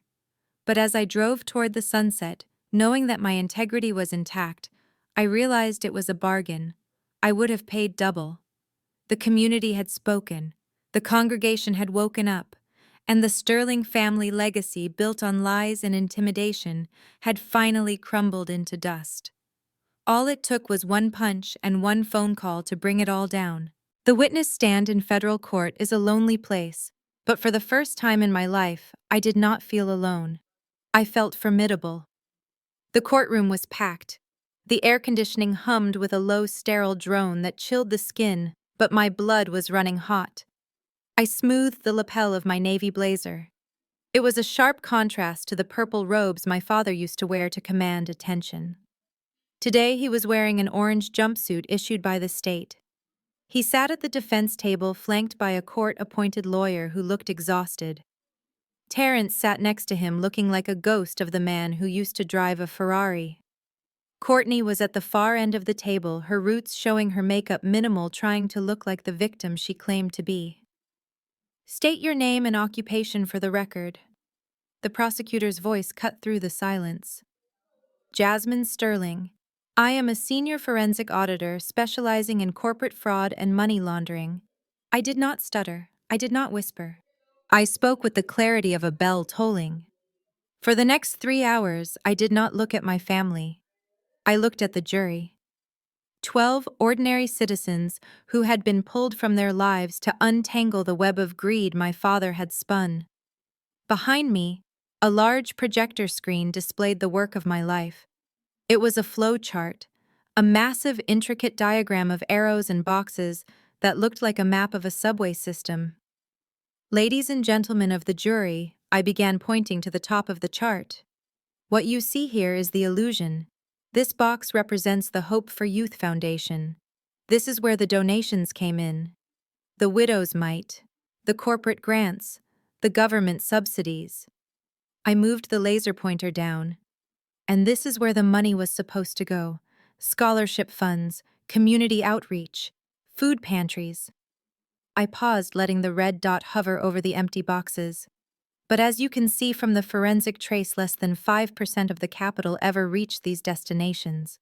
Instead, it entered what we call the layering phase. I walked the jury through the maze. I explained how my father set up shell companies that sounded legitimate but existed only on paper. I explained how Terence built the foundation for transport services that never happened. I explained how Courtney billed for consulting fees that were actually payments for designer clothes and spa treatments. I used simple words. I didn't want to confuse them. I wanted them to be angry. "They took the money meant for books and bought a Bentley," I said, my voice devoid of emotion. "They took the money meant for a soup kitchen and bought a vacation home in the Bahamas. They moved the money from Atlanta to Delaware to the Cayman Islands, and then back again in the form of loans to themselves. It is a classic washing cycle. Rinse, dry, spin." As I spoke, I could feel eyes burning into the side of my head. I finally turned to look at the defense table. My father was staring at me. But it wasn't the look I was used to. It wasn't the look of contempt he gave me when I refused to sign a loan. It wasn't the look of rage he gave me before he punched me. It was fear. For the first time in his life, Otis Sterling was looking at me and seeing me. He wasn't seeing the quiet, obedient daughter who sat in the back of the church. He wasn't seeing the bean counter he made fun of at dinner parties. He was seeing an intellect that far surpassed his own. He was realizing that while he was busy charming the masses, I was busy studying the math. He was realizing that the very thing he despised about me, my obsession with details, was the sword that was currently cutting his head off. His mouth hung slightly open. He looked at the chart, then he looked at me, then back at the chart. The realization was written all over his face. He had underestimated the most dangerous person in the room. I finished my testimony with a final devastating statistic. In total, the defendants misappropriated $4.2 million over a period of 7 years. This is not negligence. This is not a mistake. This is a calculated, systemic enterprise designed to defraud the community for personal gain. I stepped down from the stand. The silence in the room was heavy. The jury looked at the defense table with pure disgust. The deliberations took less than 4 hours. When the jury returned, the foreman did not look at the defendants. That is always the sign. The judge asked the defendants to rise. My father stood up, shaking. Terence had to be helped up by his lawyer. Courtney was already crying silently, tears ruining the humble act she was trying to play. On count 1, conspiracy to commit wire fraud, the jury finds the defendant Otis Sterling guilty.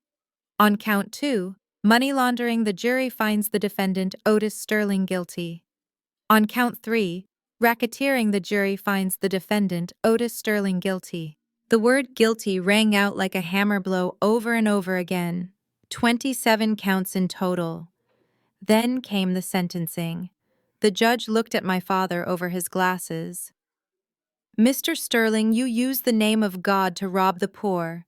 You abused the trust of your community and your family. I sentence you to 25 years in federal prison. 25 years." My father gasped. He would be an old man when he got out, if he got out at all.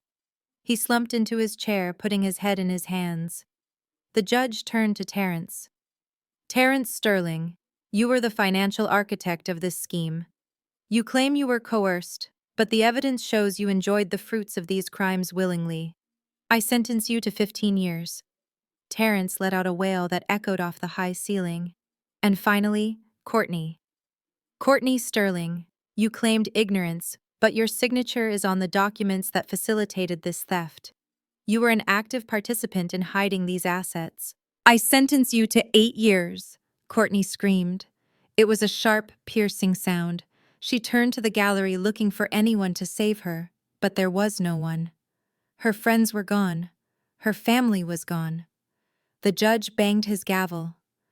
Furthermore, all assets seized by the federal government, including the primary residence, the vehicles and the offshore accounts, are hereby forfeited to pay restitution to the victims. It was over. Everything was gone. The mansion, the cars, the status, the legacy. I watched the marshals move in. They handcuffed my father first. He looked back at me one last time. His eyes were pleading now. He mouthed my name. Jasmine. I didn't look away. I didn't smile. I didn't cry. I just watched. I watched them cuff Terrence, who was sobbing uncontrollably, calling for his daddy to fix it. But his daddy was in cuffs too. I watched them cuff Courtney, who was hyperventilating, shouting that she couldn't breathe, that she was claustrophobic. As they were led out through the side door, the heavy oak door that leads to the holding cells, I felt a strange sensation in my chest. It wasn't happiness. You can't be happy watching your family go to prison. It was relief.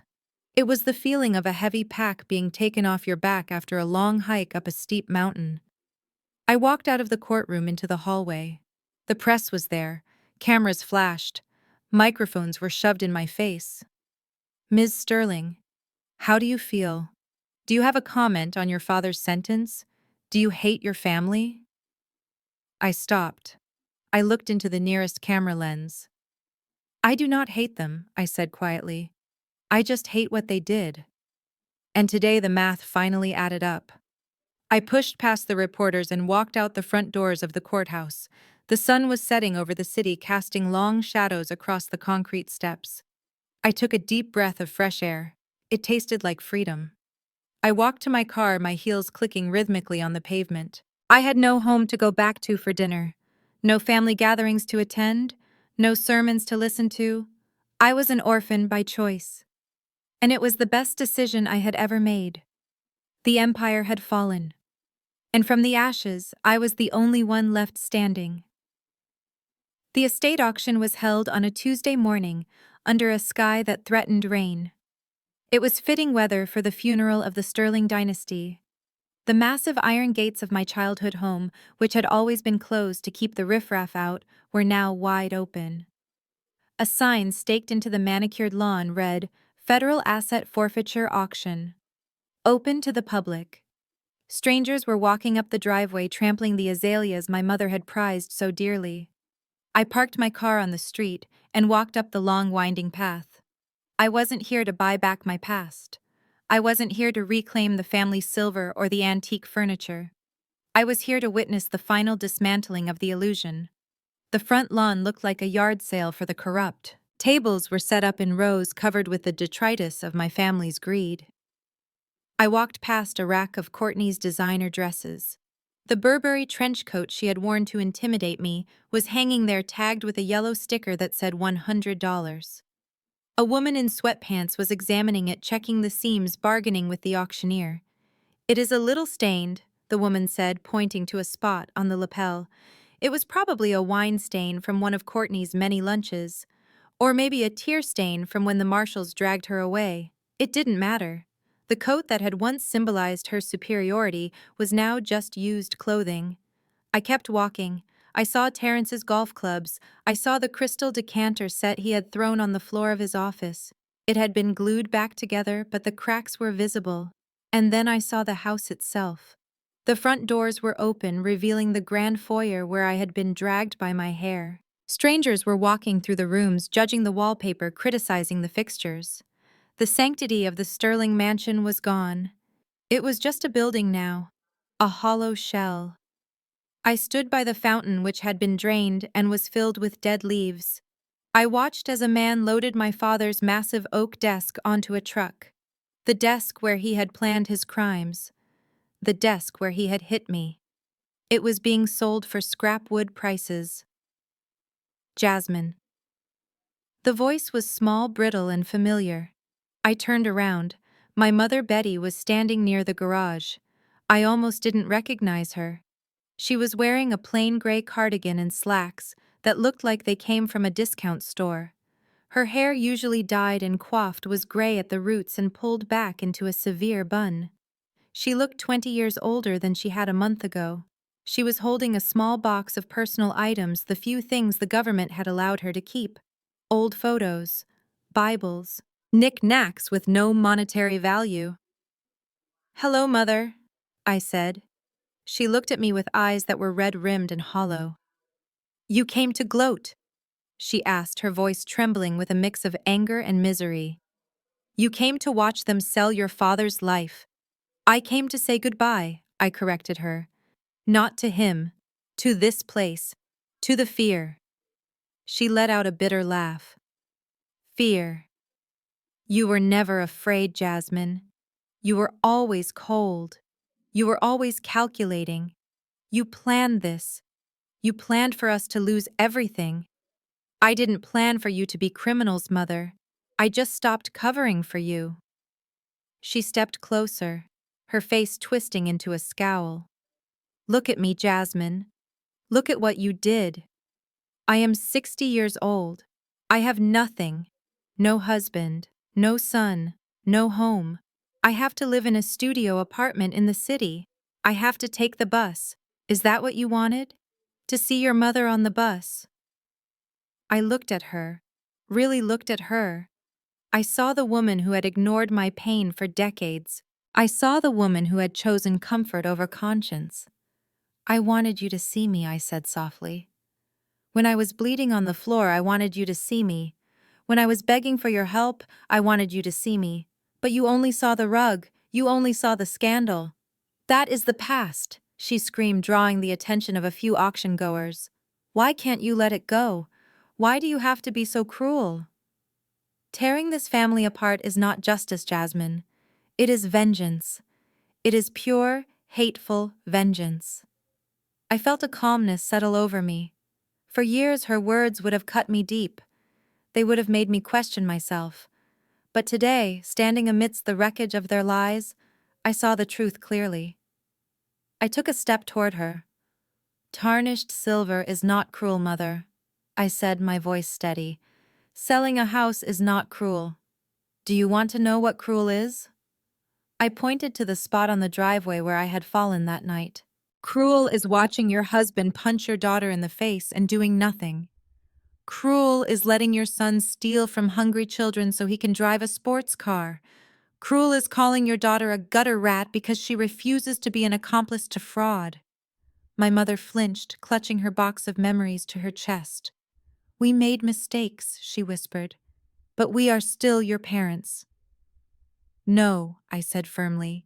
"You were my captors, and I just broke out." I looked at the auctioneer who was now holding up the family portrait that used to hang over the fireplace. It was a painting of all of us smiling, looking perfect. "Otis, Betty, Terrence, and me. Who will start the bidding at $10?" the auctioneer shouted. $10 for this lovely frame. The painting comes with it." No one raised their hand. $10. $5. Anyone's silence.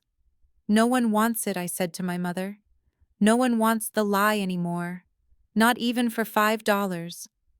I turned away from her. I walked back down the winding path past the strangers, past the sold signs, past the remnants of the life I was supposed to want. Jasmine, my mother called out after me.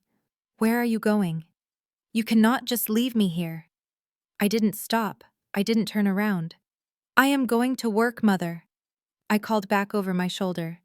I have a life to build, a real one. I reached my car and got in. As I drove away, I looked in the rearview mirror one last time. I saw my mother standing alone on the driveway, a small gray figure against the backdrop of the massive empty house. She looked small. She looked defeated. But for the first time, she didn't look like a giant to me. She was just a woman who had made bad choices and was now living with the consequences. I turned the corner and the house disappeared from view. The rain finally began to fall, washing the streets clean. I turned on my windshield wipers and turned up the radio. The song playing was upbeat, something about new beginnings. I tapped my fingers on the steering wheel. I had lost a family, yes, but I had found myself. And as the auctioneer's gavel fell one last time in the distance, I knew that the price I paid for my freedom was worth every single penny. The debt was paid, the ledger was balanced, and I was finally in the black. It has been exactly 365 days since the gavel fell in that federal courtroom. A year is a long time in the life of a woman who has decided to be free. I am sitting in my new office now. It is located on the 42nd floor of a glass tower in downtown Atlanta. The view is breathtaking. I can see the entire city spread out below me, a sprawling grid of lights and possibilities. But the most important thing about this office is not the view. It is the name on the door. Jasmine Sterling, Senior Financial Crimes Advisor. After the trial, the FBI didn't just thank me. They hired me. Agent Miller, who is now my direct supervisor, told me that my work on the Sterling case was the most thorough forensic accounting he had seen in 20 years. I now lead a special task force dedicated to uncovering fraud in religious and nonprofit organizations. Every day I help other victims, other scapegoats find the hidden money that their abusers are using to control them. It is not just a job, it is a calling. But the justice I received wasn't just professional, it was financial too. Under the federal whistleblower laws, specifically the IRS code regarding tax fraud, the person who provides the evidence leading to a conviction and recovery of assets is entitled to a percentage of the funds recovered. Because my father and brother had stolen so much, and because the government seized everything, my share was substantial. When the check arrived, I stared at it for a long time. It was more money than I had ever earned in my entire career. It was blood money in a way, extracted from the wreckage of my family. I knew I couldn't spend it on shoes or cars. That was Courtney's way. That was the Sterling way. I had to purify it. So I did the one thing my father pretended to do, but never actually did. I started a scholarship. The Jasmine Sterling Grant for Financial Literacy is real. It is fully funded. And it has one specific mission. We pay for the tuition of young Black women who want to study accounting, finance, or law. But more than that, we teach them how to protect themselves. We teach them that understanding money is the highest form of self-defense. Last week, I handed out the first 10 checks to 10 brilliant young women. Seeing the hope in their eyes healed a part of me that I didn't know was still broken. My personal life has changed just as much as my professional one. I moved out of the apartment building where Courtney screamed at my door. I bought a penthouse in Midtown. It has high ceilings, walls of windows, and absolutely no rugs that I have to worry about bleeding on. It is a space of light and peace. But I am not alone in this big house. As I type this, there is a warm weight resting on my feet. His name is Justice. He is a golden retriever mix I adopted from the shelter the day after I moved in. He had been abused by his previous owners. He was skittish and afraid of loud noises, But with time, patience, and love, he has learned to trust again. In healing him, I think I have healed myself. He doesn't care about my job title. He doesn't care about my family drama. He just loves me because I am me. That is the only kind of loyalty I accept in my life now. This morning, however, the past tried to knock on my door one last time. I received a letter from the federal penitentiary. The envelope was yellow and cheap. The handwriting was familiar, though it looked shakier than I remembered. It was from Terrence. I sat at my marble kitchen island, justice sleeping at my feet, and opened it. The letter was 3 pages long. It started with complaints. He complained about the food. He complained about the other inmates. He complained that his court-appointed lawyer wasn't answering his calls. He complained that Courtney hadn't visited him once. And then on the last page came the ask. Jasmine, he wrote, I know we had our differences, but I am your brother. I am suffering in here. I need money for the commissary. I need snacks. I need toiletries. The family accounts are gone. You are the only one with money now. Please. Dad is in the other block and he is not doing well. Do it for him if not for me. Just a few $1,000s. It is nothing to you now. I read the words, feeling the ghost of my old self rising up. The old Jasmine, the one who craved their approval, might have felt a twinge of guilt. She might have thought, well, they are in prison, maybe I should show mercy. But the new Jasmine, the woman who brought down an empire, she felt nothing but pity mixed with disgust. He still didn't get it. He still thought this was about money. He still thought that our relationship was a transaction. He didn't apologize for the abuse. He didn't apologize for the theft. He just wanted a handout. He was still the golden child expecting the world to cater to him even from behind bars. I stood up and walked to the shredder I keep in my home office. I didn't reply. I didn't send a check. I didn't even finish reading the postscript. I fed the letter into the machine. I watched as the yellow paper turned into confetti. The sound of the blade slicing through his handwriting was the final closure I needed.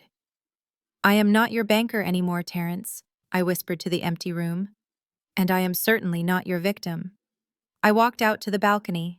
The sun was setting, painting the Atlanta skyline in shades of gold and violet. I took a deep breath of the cool evening air. I was 33 years old. I was wealthy. I was respected. I was free. The phone in my pocket buzzed. It was a text from one of my scholarship students thanking me for the opportunity. I smiled. This was my legacy now. Not a fake nonprofit, not a stolen reputation, but real change built on the solid ground of truth. I went back inside to feed Justice. He was waiting for me, tail wagging. We had a long walk ahead of us, and for the first time in my life, I was looking forward to every single step. The past was a prison cell, and I had left the key on the courtroom floor. I stand in front of the floor-to-ceiling mirror in my bedroom. The morning light is unforgiving, but I do not hide from it. I lean in close, inspecting my reflection. My skin is glowing, nourished by good food, restful sleep, and the absence of stress. But there on my left cheekbone is a faint, thin white line. It is the scar from where the ring on my father's finger cut me when he punched me. For a long time, I hated this scar. I tried to cover it with heavy makeup. I tried to angle my face in photos so it wouldn't show. I saw it as a mark of shame, a brand that labeled me as a battered daughter. But today, as I prepare to film the final video for my channel, I touch it with a sense of reverence. It is not a mark of shame. It is a battle scar. It is proof that I survived. It is the line where the old Jasmine died and the new Jasmine was born. I set up my ring light and my camera. I have millions of subscribers now. People tune in not just for the drama of my story, but for the advice I give on financial independence and emotional boundaries. I check the frame, I check the microphone, I press record. Hello everyone and welcome back to the channel. I pause, looking directly into the lens, imagining the millions of women watching me. Women who are currently sitting in houses that feel like prisons. Women who are being told they are crazy or selfish or ungrateful. I want to show you something, I say, tilting my face to the light and pointing to the scar. Do you see this? My father gave this to me. He gave it to me on the night I finally said no. For a long time, I thought this scar meant I was broken. But I want you to know that breaking is sometimes the only way to escape. I lean back, clasping my hands in my lap. I have told you the story of how I lost my family, how I sent my father and brother to prison, how I exposed my sister-in-law, and I read your comments. Some of you call me a hero. Some of you call me cold. Some of you ask me how I could do it to my own blood. And this is the message I want to leave you with today. We are raised to believe that family is a suicide pact. We are taught that because someone shares your DNA, they have a license to abuse you, to use you, to disrespect you, and you have a duty to take it. We are taught that keeping the peace is more important than keeping your soul. I am here to tell you that is a lie. Family is not about blood. Blood is just biology. Family is about behavior. Family is about safety. Family is about mutual respect. If the people in your house are hurting you, stealing from you, or dimming your light, they are not your family. They are your captors. And you have every right to plan a jailbreak. I pick up my tablet and glance at my bank balance, not to brag, but to make a point. My freedom cost me everything I thought I knew. It was lonely at first. It was terrifying. But do you know what kept me safe? It wasn't thoughts and prayers. It was financial independence. They called me a bean counter. They laughed at my job. But my job was my weapon. If you are watching this and you feel trapped, I want you to listen to me. Get your money right. Hide it if you have to. Learn about credit. Learn about your rights. Financial literacy is the only thing that separates a victim from a survivor. You cannot walk away if you cannot pay for the bus ticket. So please stop waiting for them to change. They won't. My father is in a cell and he still blames me. My brother is broke and he still begs. They do not change. You have to change. Stand up. Speak the truth. And if they hit you, whether with their hands or their words, do not just take it. Document it, report it, and then burn their kingdom down. I smile, a genuine warm smile that reaches my eyes. You are stronger than you think.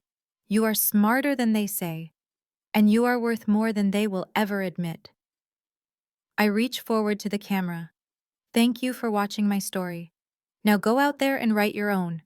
And make sure you are the hero of it, not the victim. I press the stop button. The red light fades. The room is quiet. I stand up and walk to the balcony doors. I slide them open and step out. The sun is shining so brightly that it warms my face instantly. Below me, the city is waking up. Cars are honking, people are rushing to work, life is moving forward. And so am I. I turn my face to the sun, closing my eyes, feeling the heat on my scar. It doesn't hurt anymore. It hasn't hurt for a long time. I whistle for Justice. He comes bounding out onto the balcony, pressing his head against my leg. I bury my hands in his soft fur. We are okay, boy, I whisper. We are more than okay. I look out at the horizon where the sky meets the earth. The world is wide and open. The shadows of the Sterling mansion are far behind me, swallowed by the distance. I turn my back on the city, walk back into my home and close the door. The screen goes dark.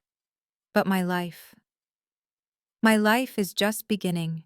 The story of Jasmine teaches us that loyalty should never come at the expense of your integrity or safety. We are often taught to endure abuse for the sake of family unity, but true family is built on respect, not manipulation. Her journey proves that financial literacy is the ultimate form of self-defense against control. By mastering her finances and standing firm in the truth, she transformed from a victim into a survivor. Sometimes the greatest act of self-love is walking away from the people who share your blood to build the life you truly deserve.